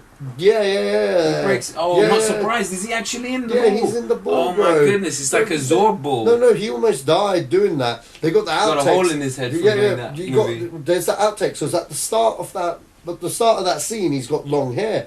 Then when he gets to the bottom of the hill, he's had a haircut. He's had a haircut and it looks completely different. And like, you know what? Yeah, stuff like the clock tower scene in fucking Project A, where he's fighting the clock tower and he grabs onto the thing and then he makes a drop. Man, I love that shit. Go on. What's the name of the movie again? Because this is a Jackie Chan movie you guys are talking Yeah, about. yeah, right? yeah, Jackie What's the Chan. name of the movie again? Which one? Armor of God, they were talking about. Armor of God? That one that he's talking about Yeah. is Operation Condor, Armor of God 2. Okay. Yeah. I don't think I've ever seen that. Mate, seriously. Oh, look, trust me. Old school Jackie This is Chan. one of man. his rare, This like, is where like- he's not with Sammo Hung and Yeah, Jimmy and and you got Police Story. Oh man, Yeah, Police there Story you in the go, shopping 1, 2, centre. 3. But you know what my Oh, best that's awesome. all-time With the Jackie firecracker. Chan fight is? What? Police Story 2, the park fight. When he's in the park with his girlfriend and then they kind of ambushed him and they got fucking these metal bars and they're beating him up and he's like deflecting and he's doing somersaults through slides and ladders and he's going on merry-go-rounds and beating up people and shit. I'm telling you, that is some of the best fight choreography I've seen in my life. It stands up to this fucking day. You know what? I can watch that fight scene over and over. It's just majestically choreographed. I'm telling you, man. Like Jackie, like that's you know his what? signature. You know what got me mad? You know what got me mad? The environment and everything. Some fucking bastard child of a kid. Yeah, I was working in a cinema, and this bastard child of a kid, he walks past the fucking. What was that fucking Sacha spy? Allari. There was some spy kids flick he did. Yeah, it's called Spy. Tuxedo. No, not Tuxedo. The Spy Next Door. The Spy Next Door. The Spy Next Door. Not a great movie, but it's this Hollywood movie, so no one cares. But like, no true Jackie Chan cares. Yeah, no, cares. You can have that. You can have that. You can have that because we know you're going to do something great later on. Yeah. But you know what? Yeah, some kid walks by, I was like, oh, Jackie Chan, shit. I looked at that kid, I was like, you need to die now. You need to fucking die. Get the fuck out the cinema, dickhead, bro. No, I got upset, bro. I was actually fuming. I was like, this kid don't know shit about Jackie Chan. Well done on his fucking Oscar. That's what I say. Yeah. Well done. You know what? More recent well films. I like. You know what? I really like that. The new film. I mean, it seems like they're kind of redoing the Rush Hour type of thing. With what was it with Johnny Shanghai Knoxville? Nights. Shanghai Nights, no? No, Johnny Knoxville. I think. It was, Johnny Knoxville. Yeah, Jackie Chan and Johnny Knoxville. Oh yeah, They recently did it. I think it was released straight to DVD or something like that. Yeah, that's right. That came out recently. That came out this year. I actually watched it. Skip Trace. Is it Skip Trace? Skip Trace. Skip Trace. I actually watched it, and funny enough, like it was like one of those things, kind of remembering back to the movies he did in Hollywood. Yeah. Something that's more or less the same, really. Yeah. Except this was done in Hong Kong. More recently, before you guys go, I mean, like, if you love Armour of God and Operation Condor, did you see the third one? It came out recently. There's an Armour of God 3 came out. That Armour of God 3 is what's it called? Chinese Zodiac. Chinese Zodiac is Armour of God 3, and basically, Chinese Zodiac is also the last film. Remember, he said he's not going to do any crazy stunts. Yeah, because I saw Police Story, Lockdown, and it wasn't actiony. It wasn't that action. Well, the thing is, he's still doing his own stunts, but when it comes to the madness. You know, the madness where he could like the signature stuff. That's going to be someone else. That's going to be a stuntman or Johnny Knoxville. But I mean, he's proved himself. But he's proved already, himself. Man. He doesn't. But Chinese Zodiac, that came out 2012. That was his last crazy shit Jackie Chan movie. It's a good film if you like the old school, and it's Armour of God 3 for fuck's sake. But other stuff I'd say, other stuff that I'd recommend. Check out Little Big Soldier that came out in 2010. He did that just before The Karate Kid. He did that after Spy Next Door. Really good film. Very, very different to what he normally does. But this is what I say. Jackie Chan. Can't believe you guys didn't mention my favorite Jackie Chan. What's your favorite Jackie Chan film, Rumble buddy? in the Bronx. Oh, mate, that was so good. On the jet ski. That was great. The way it was a Hollywood movie, but it had all of Jackie's elements and all of his original movie. Yeah, elements. that was just before Rush Hour, The one man. where he. He also did that Shanghai Noon thing before. Yeah, Shanghai Noon. Yeah. Yeah, but I mean, his ability is amazing. He had a broken foot when he did. I think it was Rumble in the Bronx. And he has a sock that's painted to look like his other shoe, and he's wearing a cast, and he's still filming the movie, man. Wow, that's dedication. That is, you know what I mean? That is. You got a hole in your head from doing a stunt. No, I'm going back to the set. We got to keep shooting. Yeah, that's that kind of dedication from an action star. And he's like shouting at people, saying, "Stop wasting film! Stop wasting." Yeah, film. it's like carry on, just keep shooting. Yeah, he's a very dedicated man, and this award's been long time coming. Long overdue. And there's nobody like him. Absolutely. You know, I mean, even recently they've done Raid 1 and Raid 2 and a bunch of those to be Bangkok honest, movies. They're good. They're good, but they're not by them. Yeah, it's, there's a team behind them. Well. It's not that. Tony Jaa. Hung back. Tony Jaa was the closest thing, but he went a bit crazy for a bit. Yeah, I'm still, He went crazy. He went crazy, man. Seriously, he went crazy. That's why he had actually crazy, and then he came back. You know what I mean? That's why he's never taken off, because he apparently went crazy or something. I don't know the full ins and outs. Look it up, but like you know, at the height, right after Onk Back, they did Warrior King. Yeah, the one with the elephants. Yeah, which John Fu's in from Rush Hour. He has a fight scene. That was a big thing because I was like, holy shit, I work with this guy and he's fighting Tony Jaa. You used to watch that over and over. And, like, the film after that, he did an Onk Back 2, and then he did another Onk Back, and around that time he went a bit mad because there's a bit of a gap in the filmography there. Because I think maybe he went to sort of counselling or whatnot, and then he came back, and obviously he's not like got as big as like where he should be because Ockback was such a good debut, and he does his own stunts as well. You know, just like Jackie did back in the day. There was no wires, no nothing. Yeah, but you know, there's no one like Jackie Chan, man. I'd say Tony Jaa came close. Yeah, I mean, definitely. I think what did you guys think of the Raid movies? I love them. They're good fight scenes, but Jackie's signature stuff is using everything in the environment. That's his signature. It's his, you know. Right, just let's move on. I've got this up. 1 second. Okay, so two of our podcasters have left because of commitment. So that was Guy and oh gosh, what was his name? Amir. And so they'll be back maybe next week. Who knows? But yeah, it was good to have them here. Okay, so the next topic is Jurassic World 2, and J.A. Biona has revealed that the film will begin early 2017 for, I'm guessing, for release of 2018. So yeah. Excited. There's nothing really surprising about this. It's just a release date, really. Actually, I followed them on, I think, either Twitter or Instagram or something like that. I think they started to film, or are supposed to be filming in the next couple of weeks, actually. They're probably going into like additional photography or something. I guess this is the official production when they have people. Right. Exactly. And so, yeah. So yeah, I mean, it's not uncommon for. I mean, you'll get you'll get the pre-production for visual effects. Okay, this is what we want. This is going to look like, and they start building stuff in the computer and stuff whatnot. And this director, he seems like he has his shit together. So I like how he's come from a horror movie background as well. Yeah, so this is what I mean. Hopefully, we'll get some good scares in with dinosaurs and stuff because. You know what I loved about Jurassic World? There were some actual jump out moments in that movie, you know. Yeah, there were. And what I loved about it, especially, was he managed to do what Godzilla couldn't do.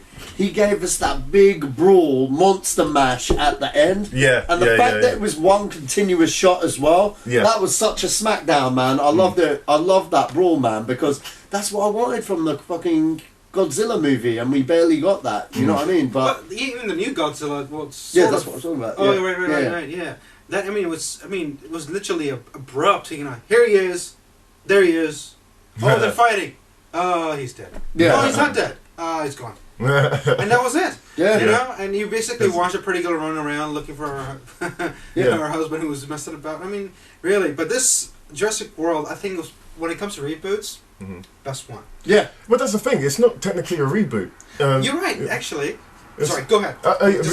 Because they visit the old park within the park. They still got the old trucks and all the older computers. Everything there was from the first Jurassic Park is in that last film. And so the way to reinvigorate.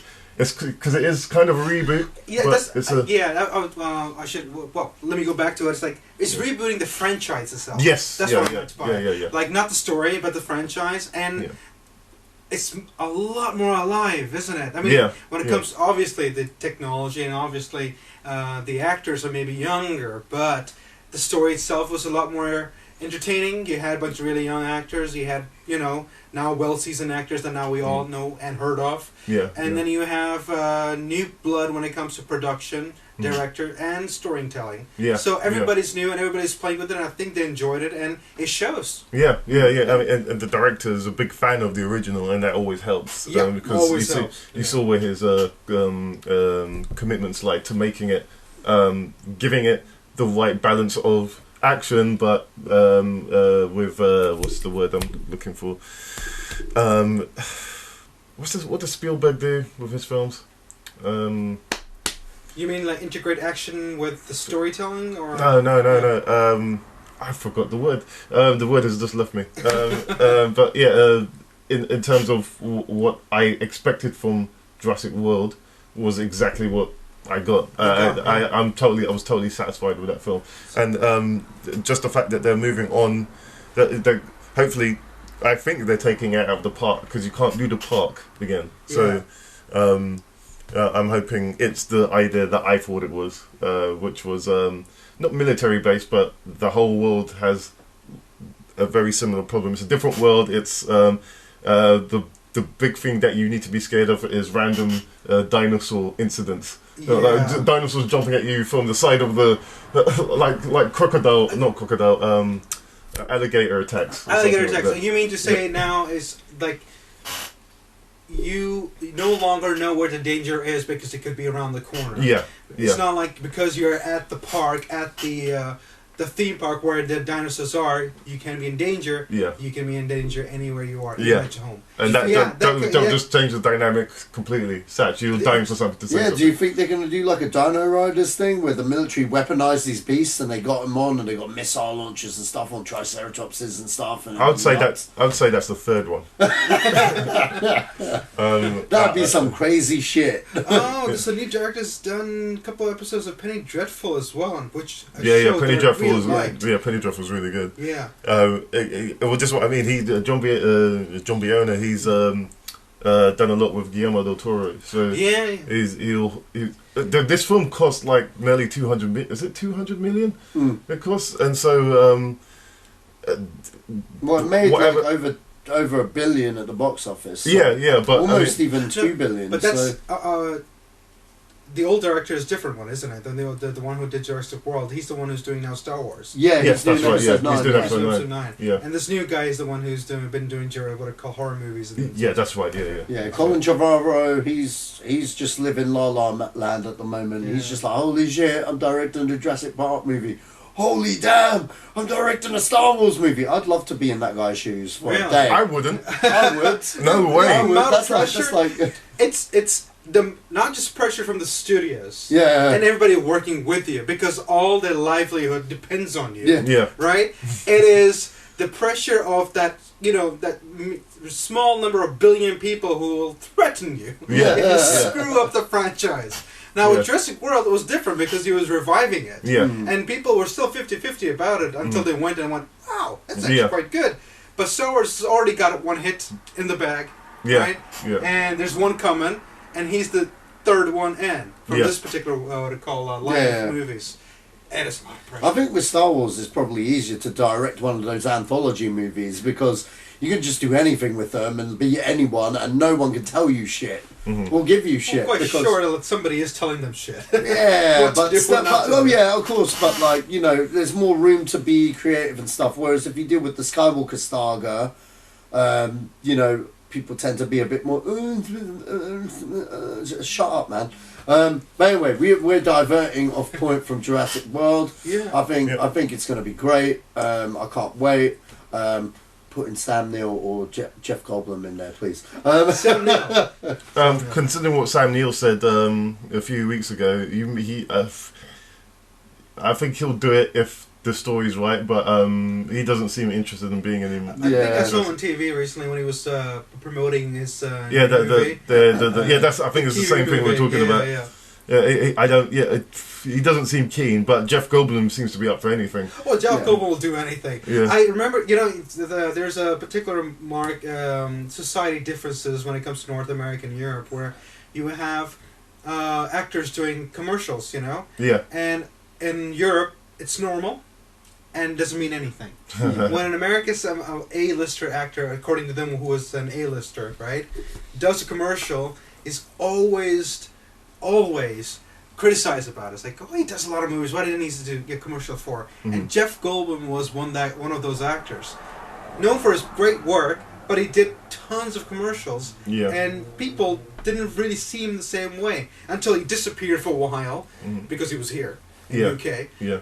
Working here, he had a couple of plays here, went back into the movies, and boom, he's back again. Yeah, no, in a big way. It's a funny thing, isn't it? Yeah. I mean, the guy was still working, but some work was like this, some work was considered inferior because he was in commercials. Yeah. Come on, let the guy work. Yeah, man. Yeah, I don't really understand that. It's well, I mean, if anything, if he does end up in the second film, that's just going to be the icing on the cake, man. It's Really? Yeah, bring it on, man. Even if he's just standing around the corner and sees the dinosaurs and he runs. Yeah. Oh, perfect. Yeah, that's awesome, man. Anything more to say, Serge? No. Okay, fantastic. Okay, next story is Deadpool 3. Fox already in development of Deadpool 3 with plans to feature X-Force as well. Wow, they're moving forward with Deadpool really fast. Yeah. I don't know if this is a great idea. But sure, why not? In terms of X-Force, I guess if they're ending the X-Men franchise, well, not ending it, if it's stopping, then they get a chance to do X-Force, which is, I'll let Sacha explain what that is, because I don't really know much about X-Force. But X-Force is basically a spin-off of X-Men. Like, they're mutants that work for the government. Right. They're actually, they actually work for the government and stuff, and they just get into adventures and shit, and they're run by a guy called Forge, and you've got Cable in there that's also been, like, leader of X-Force as well. And I think that's the pull, because everyone wants to see, like, how Cable works into things. But I actually think, like I said earlier, I think the X-Men room is a hearsay thing. I think they're continuing on, personally. But in terms of Deadpool, getting a third installment, well, that was going to happen. The second one hasn't. The second one hasn't even started filming. Yeah, that's right. But as long as they've got the same script writers who seem very keen to stay on by the looks of it, and they just persevere forward, then fine, I'm cool with that. I'm just interested. Just all comes down to who they get to in the director's chair to fill in. Tim Miller. We've talked about this a bunch of times on this podcast. I think as long as the script's good, it don't matter who they get to direct, so long as they come from a similar kind of background, you know what I mean, and is competent with visual effects, because Deadpool was made by a director that could get visual effects quite cheaply on a buck. That's why I champion people like Robert Rodriguez, or even someone like Matthew Vaughn, who won't get bullied by studio heads and stuff, or like someone, just someone from an effects background that knows how to cut corners and stuff, because that's what Deadpool did very well. Even though it was quite a small movie, it was very big in terms of action and stuff, and the way it was executed. So, I think, again, this is all hearsay. Of course they're going to do a number 3. It made 700 million on a budget of like 70 million. You know what I mean? That's a no-brainer. You know what I mean? That's a million. 59 million. That's like a million. Yeah. Yeah. So 59 million. Yeah. Yeah, that's even less. Yeah. So that's a third of average comic book movies coming out nowadays. 150 is. That's close to what the first X-Men cost. There you go. Yeah, that's right. So that's just it, man. I think sometimes having a smaller budget works a lot more. But at the same time, you know what? I don't see why studios don't work at this. Give them an initial budget, look at the cut, and if the director wants more to do certain things, then work out how much more to give. And then that way you're not blowing it all on bullshit. And, You mean the whole reshoot?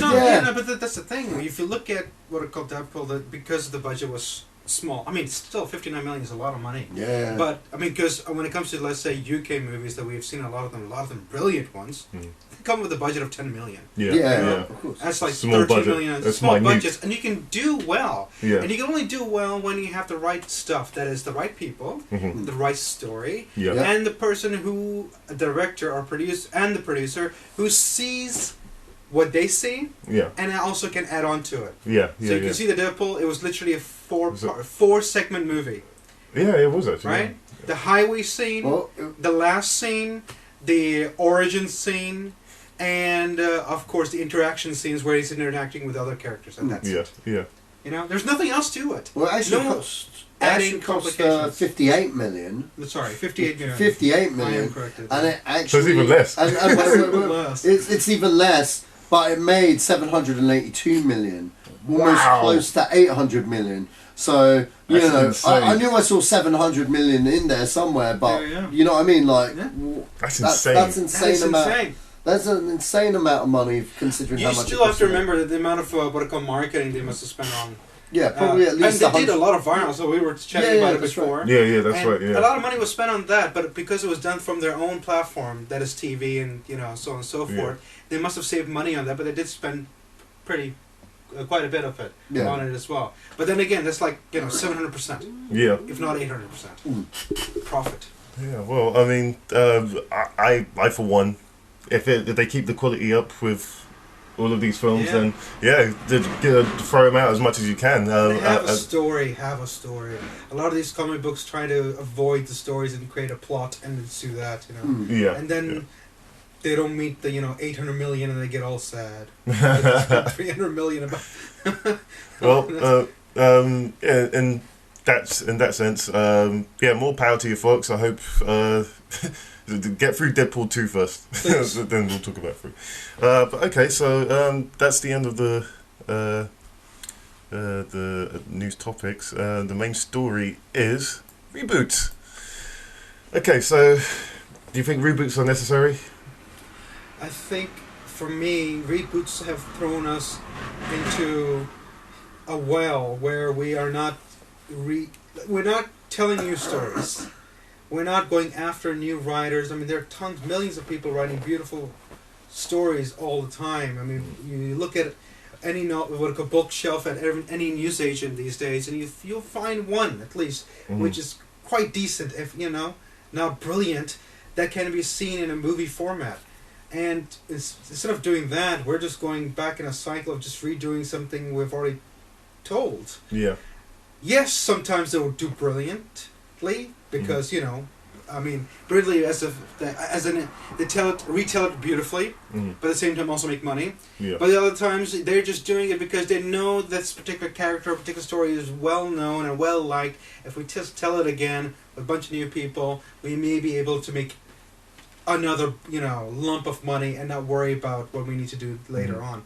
I think we need to invest in our future, really, in the sense that people are coming in, let them do what they want to do rather than redo something that somebody else has thought up. And these days they're rebooting stuff 20, 30 years ago. And a lot of the movies are being rebooted again, but also in TV format, which is a new thing. And I mean, I'm not saying that's a bad thing but we've seen a couple of the reboots that recently have happened, like Rush Hour. That went straight into garbage, so that's gone. They've got MacGyver and Lethal Weapon running right now, and I am a big MacGyver fan because I grew up on it. The first couple of episodes really did annoy me, but now I am watching it, but not the same enthusiasm, obviously, because at that time I was a child. There's more, energy there. But at the same time, I don't really care where it goes. See, I don't care for it. That's the thing.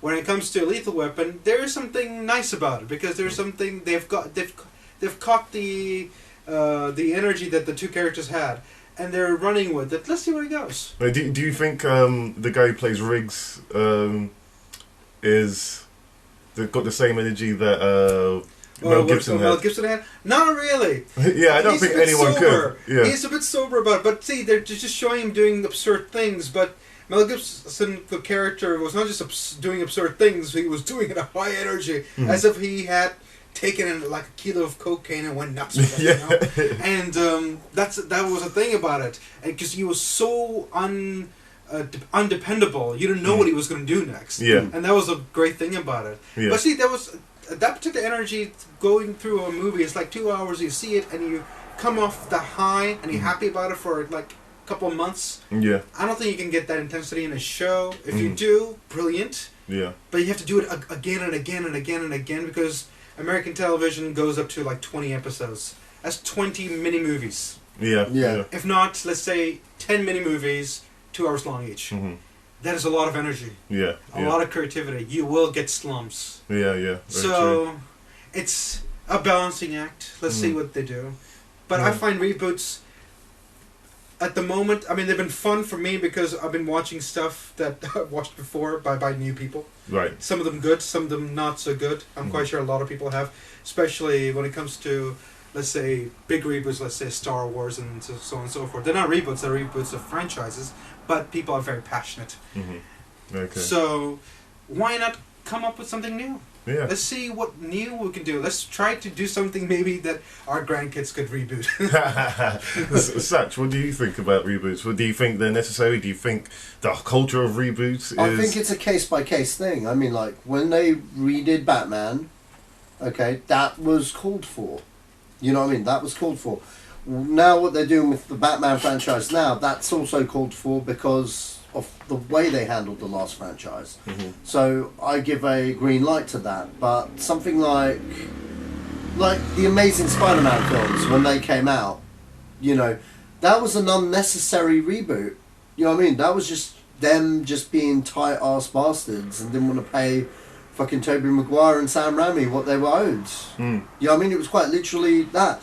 You had Spider-Man 3, despite how bad it was and how people felt about it, it had made $850 million, which is the highest grossing Spider-Man film to date. You know what I mean? That's even better than most comic book movies, motherfuckers. You know what I mean? Like, what the hell was Sony thinking? What did they do? They basically fucked their golden egg. You know what I mean? By trying to get more control. The whole point of that reboot was so that the higher-ups could have more say and more control over the IP, because Raimi had a lot of control in those first two movies. When it came to the third one, not so much, but if he was to do a fourth one, he was promised a lot more. You know what I mean? Because it was due. But it was only down to a scheduling fact, because they were like, we're a little bit unhappy with the script. Could you rewrite it, and can we change the villain? Because they wanted a different villain that was more popular at the time. You know what I mean? And the Vulture isn't a popular villain. You know what I mean? He's like the worst villain. But you know what? If Sam Raimi wanted to do the Vulture, and it'd be a standalone Vulture film, he would be the guy to do it. You know, especially back then, because he knows the source material. Maybe not so Venom, but then he always said he didn't know the source material. You know, so I felt that was a bullshit thing, because he wanted to build up the lizards for a later movie. He wanted to do that like 5 movies down. You know what I mean? And then Sony just assumed that's what everyone wanted from like the reboot. They wanted to put the lizard in, so they put the lizard in. But it makes no point, because they built up the character from the previous films. You know what I mean? So they built up the relationship. So that, you know, Spider-Man just made no sense to me, to the point that now we've got a new interpretation. A lot of people don't care. The only reason why people care now is because Marvel are doing it right. You know what I mean? That's the only reason. And because of how well he stole the show in Civil War. So that's an example. You know, the last 2 Spider-Man films are a reason why. Bond I get. James Bond I got, despite, you know, certain people's reservations for Daniel Craig. I get why they did it. You have like a 40, 50-year-old legacy, you know what I mean? Having a Cold War spy, you know what I mean? It's kind of irrelevant in this modern age. If they were to do it, then if they were to do it and keep the Cold War element, they would have had to have done it in the 60s and reboot it that way. But you know, they wanted to keep it modern day, for modern audiences. That might be the next reboot. Yeah, that's what I was going to say. That might be for the next reboot. Maybe they'll do that because period films are kind of in there. But like, here's the thing. I mean, you know, those are examples of films where I've got it and didn't get it. Hold on. Go for it. But I mean, like reboots that I just don't fucking get. Total Recall. You know what I mean? Total Recall, RoboCop. These are standalone freaking movies, that are standalone. You know what I mean? And where can you go with Total Recall after the first movie, the original movie? You can't go anywhere. And you know what annoyed me about Total Recall was the fact that, okay, I get they went the other way with it by making it a serious sci-fi, but it really showed how integral Arnold Schwarzenegger was to that movie, because he had the charisma and the star power and the comedic timing to make that shit work. that when they did like the straight face version, it was a bit shit. I mean, RoboCop was kind of average as fuck.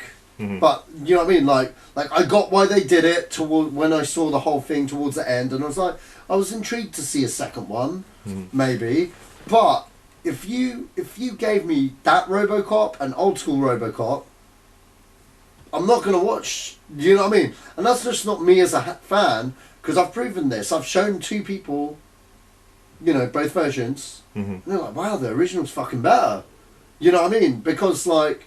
It has a different flavour to, you know what I mean? Because this new version was just so generic. You know what I mean? And that's the problem with reboots. It's, like I said with the Spider-Man thing, it was more a case of the studio having more control. You know what I mean? But you can always say that because the first time whenever somebody's made a movie, that particular person had more passion about it because it was not only the first time, it was his movie. Yeah. His or her movie, right? The actors, the directors, the producers, and everybody that is, you know, working on those movies. But when it comes to Cruise, when you do a reboot, you are trying to first figure out which parts you want to do better or different. Yeah. Now here you go wrong because what you're doing is trying to look for faults in the movie where you can improve, so you can make your either better or a little bit different. Yeah. When you already have a massive following, people are, no matter how many faults they are, they love it. You know, they are major plot holes in lots of movies that we've watched. We know about them. We don't care about them. Yeah, we you just overlook it. Don't care about them. It's like the Indiana movies. There are a lot of things you sit there and go like, wait, why didn't he just do that? Do you care? No. Because the first time you saw it, it was that thing. It was the first time you saw it. It blew your mind. It did something to you, your imagination at that time, and that was it. That's all you needed. Yeah. And going back to what you're saying, you know, doing because the Batman they needed to do, you know, it was worth it. I agree with you in some of those places, because I mean they did it better. That was one of the reasons why. But at the same time, you did mention about, you know, because Marvel's doing it and they're doing it better. But then you can also look at actually Marvel's not rebooting anything; they're telling brand new stories. Yeah, that's right. Of all the characters that we sort of heard of, they're not famous. But they're doing well. I mean, Guardians of the Galaxy is one of the best examples. That's true, yeah. I'm not a comic book reader. I didn't know any of them. Didn't really care about any of them. But a great movie, wasn't it? Yeah, picture. Really good movie, Next one coming up, I'm looking forward to it. Yeah. Why don't they do that as well? I mean, it's the same platform when it comes to it. It is a comic book movie, so you know it's going to be superheroes or something absurd. But you have to believe the absurdity to get involved in the movie. Yeah. You can use it. There are tons of material, tons and tons of At the same time, though, back to my RoboCop thing, if it wasn't for that reboot, two people that I gave, you know, that I said check both versions of, would never have discovered the original. Yeah. So I kind of see a pro and con to it, especially when it comes to foreign films as well. Because a lot of people don't have patience for reading subtitles, reading subtitles and stuff. Like, and granted, there's a lot of foreign films where the original is fucking better. But then you got films like Let Me In, you know what I mean, which both versions are fantastic. Okay, and you got Old Boy. Old Boy, I was scared going into Old Boy because Old Boy was one of my favourite films of like 10 years. But the American version was actually fucking decent. I really liked it. A lot of people don't like the American version. No. A lot of people haven't seen it. Oh, that's a different to don't like, okay? Old Boy was one of those films a lot of people just writ off because it was a remake. You know what I mean? And that's I didn't want to watch it anyway. Yeah, he did. You made me watch it the first time, and I was very angry when the movie ended. Well, it was a good film, though, right? No, I admit it was a brilliant film. It did incite something, anger. Yeah. But I believe I was more angry at you. Yeah. Watch that thing. But I mean, you know, like I thought what Spike Lee did with that was quite respectful and quite. Yeah, but it was more fucked up though. He did something different with that fight. And that's the thing. That fight scene, that standout fight sequence, he took it to he did something completely the other way, and it kind of stood out on its own. Yeah. And that's what I liked about it. Yeah. But you know, and The Departed. Yeah, that's true. And The Departed was a really good example, you know. So I think for foreign films, right? It all depends on who they get and how they go about it. But then I think most people can tell when they're just doing it for money and shit and just trying to make a $1.05. A cash grab. Yeah, I can see your point when you're saying like some of the movies you never knew the original existed because you've only seen the reboot. Yeah, it kind of makes sense in that case. But you can always say that people who have done those movies and they did really do well then could come up with some sort of a program where they would reintroduce those movies again into the society. I mean, I'm quite sure, like, Casablanca is one of those movies. Oh, yeah. Old, from the 40s, right? I mean, brilliant movie. But I can guarantee that people even my age haven't seen it. Yeah. I was born in the 80s, right? The only reason I've saw it because my parents loved it. Yeah. But it's one of those things that should be watched because it was not. It tells you the time, the era of when it was made, what was happening then. Because it is sort of what I call a comment on the society and what is happening and what people are going through. And it was sort of a tale out of it. And the other part, when it comes to remaking foreign films, it's a tricky situation because how do you translate culture? Yeah. See, Wow. That's a deeper question. Yeah. That's the thing, but that's what we all have noticed. And whenever we watch a foreign movie and we loved it, it's because it was alien to us. Because the culture is alien. Yeah. So you're not only intrigued by the story, but you're intrigued. How did they receive it? Yeah. So when you redo it and you do it, because a lot of them are American, and they do tend to play with it, to turn it. They Hollywoodify it. Hollywoodify it. You lose something there. Yeah. So. Because we're mixing our culture into something that is intrinsically part of something else's culture, and I think that's part of what makes that film maybe better, unique and better than what we could do with a remake. Because we know our culture, and we know the things surrounding our culture, and so it's the same thing that the movie that we just commented on a while ago, the Ghost of... It Goes in the Shell, yeah. It Goes in the Shell, an anime, again, and it's being filmed there, and you have, you told us that the original director, the anime director, right? So it helps when you have those people in them. Yeah. But I can guarantee not 100% can always be translated. I guess the people who are in charge, let's say the director or whoever's in charge, knows of that attribute and tries to either bring something else different to it or develop something else or completely ignore it. That is, if it doesn't influence anything else in the movie. Yeah. But it's tricky. Yeah. Isn't it? Yeah, it's a bit, yeah.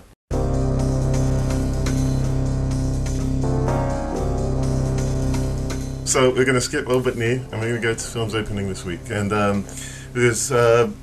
are a few films coming out this week, but I'm going to focus on two.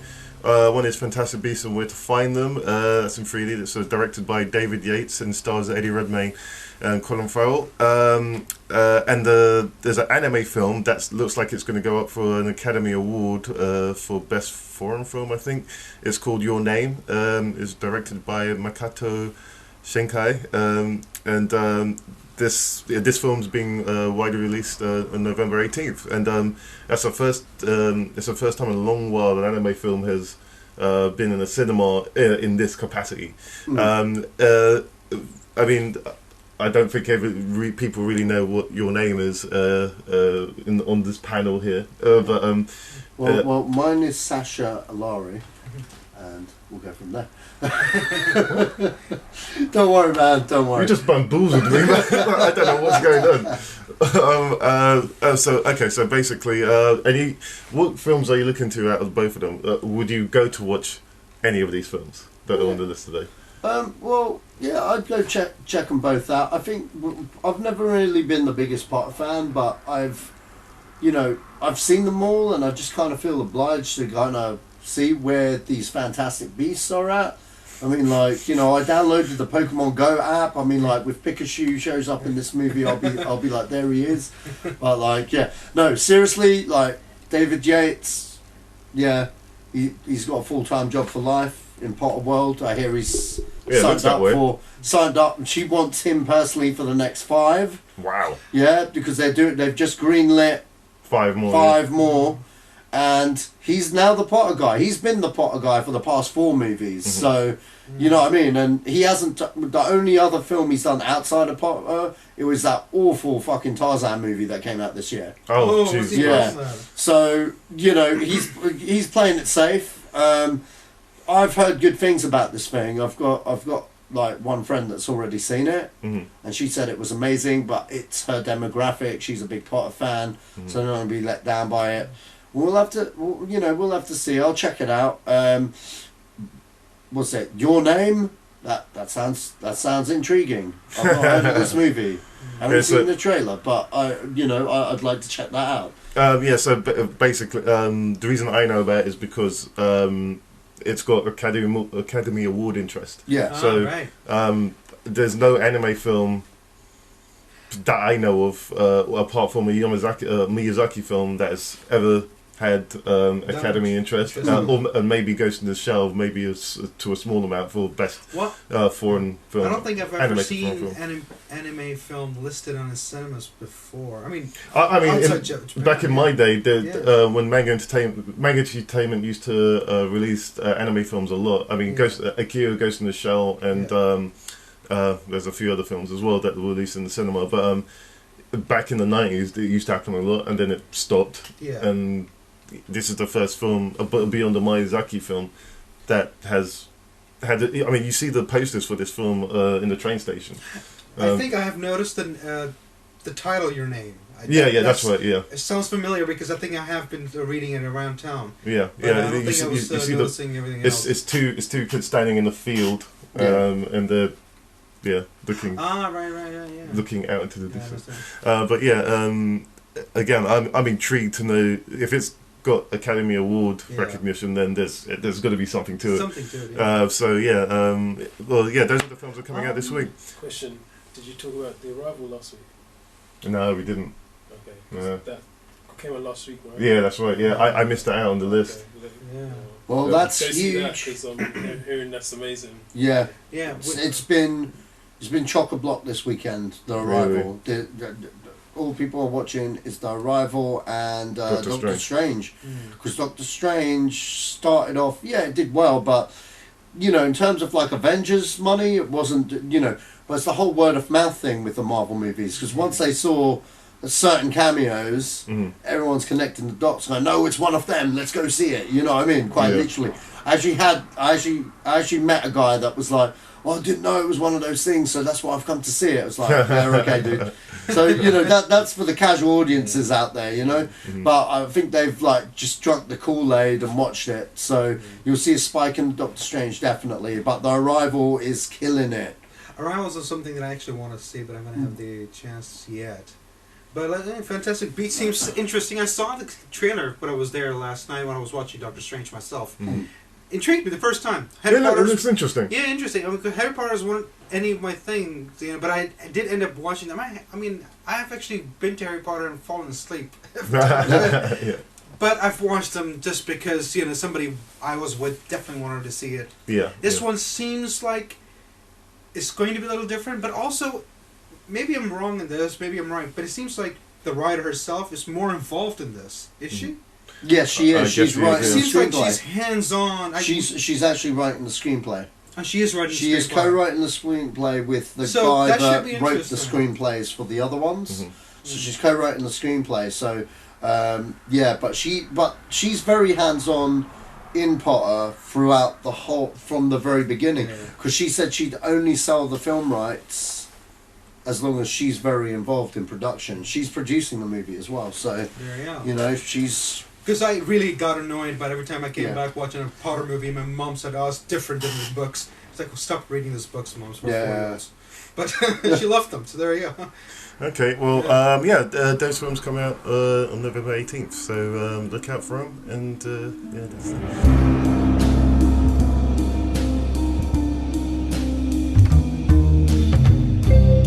Okay, into the final segment, which is Film 20 Questions. And so what happens here is that me or Satch will have a film written down on paper, and it'll be up to... I'm going to do it this time.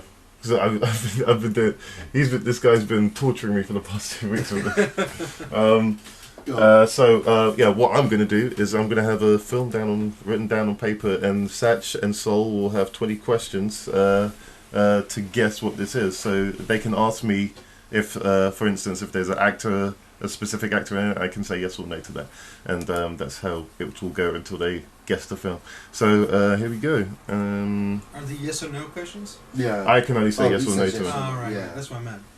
Yeah, that's right. Yeah. Okay.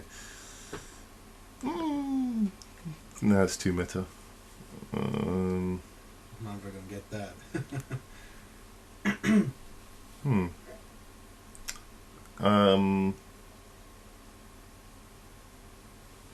Okay.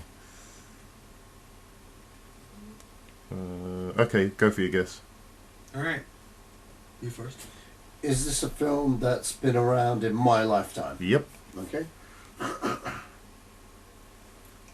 It's just a film that has a very well-known main lead. Yes.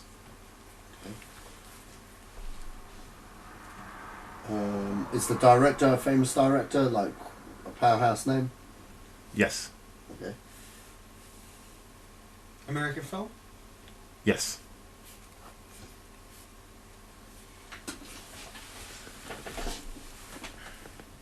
Are there sequels to this movie? No. Has it come out in the past 10 years?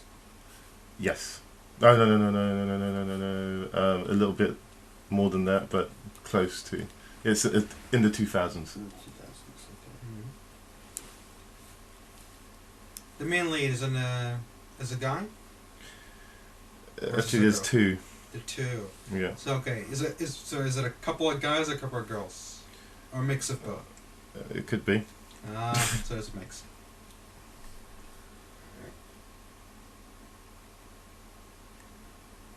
Go on. Would you like a clue? Yeah. This person is in one of the films that we were talking about today. Oh, okay. It's a lot of films, but... That's what... If I made it any closer... Okay. Is it an action movie? Yes, it is.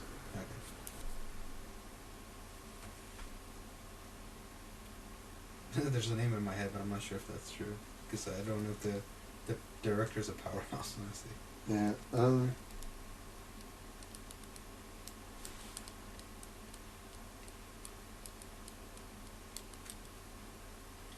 Come on. Is the director and... hang on, is it a male lead? Yeah, you said it was a male lead. He said it's a... He said maybe, so I think it's a mix. Yeah, so I'll give you that. It's a male and female. Yeah. Right, okay, male, female.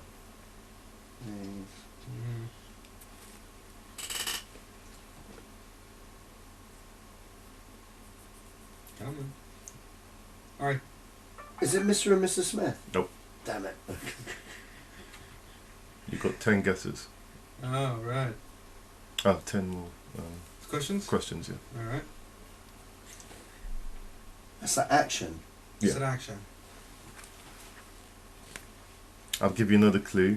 The male lead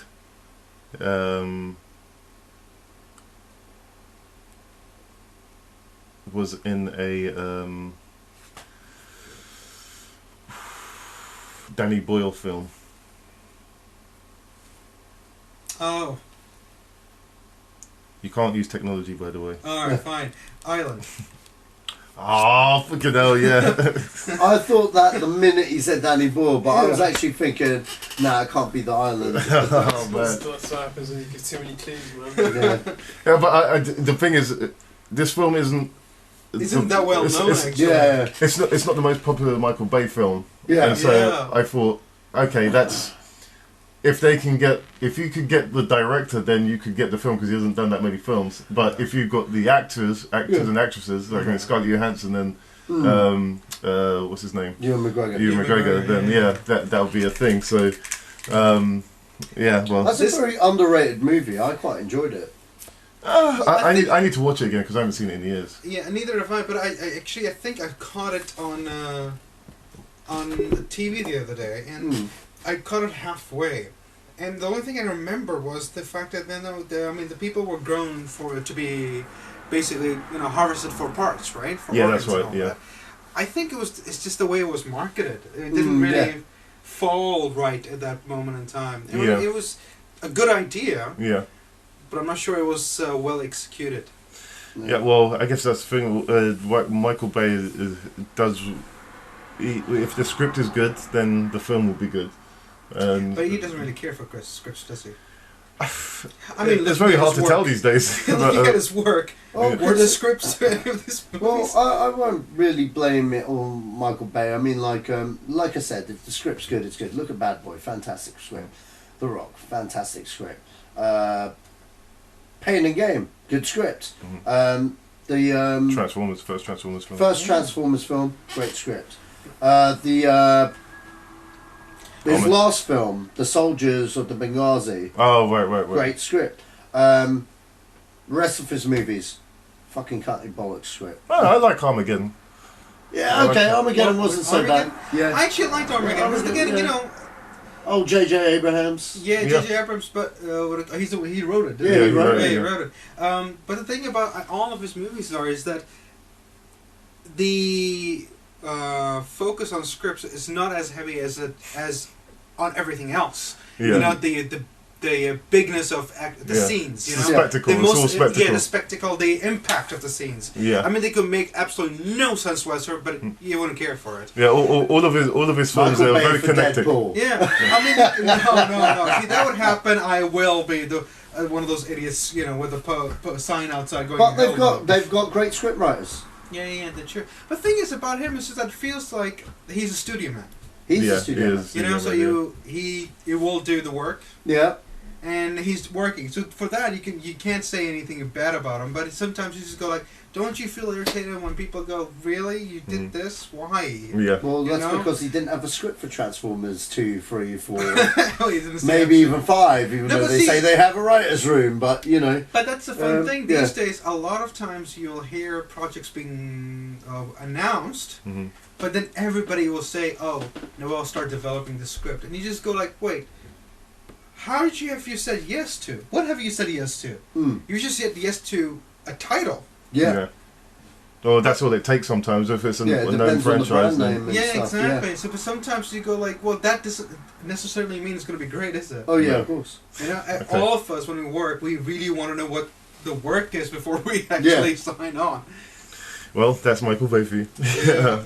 Okay, well, that's the end of the show, guys. I'd like to thank Salmon and Sacha Allari for joining me in this podcast. Where can we both find you? Are you guys online? Yeah, I'm on Twitter and Instagram and stuff. Yeah, so have you got a handle? Handle is @Sal_F1. Okay, well, I'll put it in the description as well. Yeah. And Sach, where can we find you? @SachMan3 on Twitter.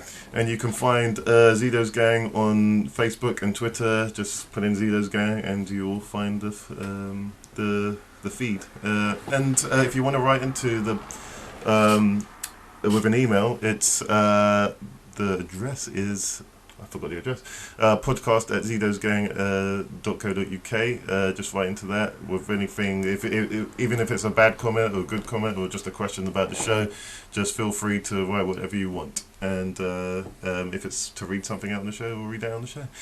Okay, that's been the Zedos Gang podcast, and we're out.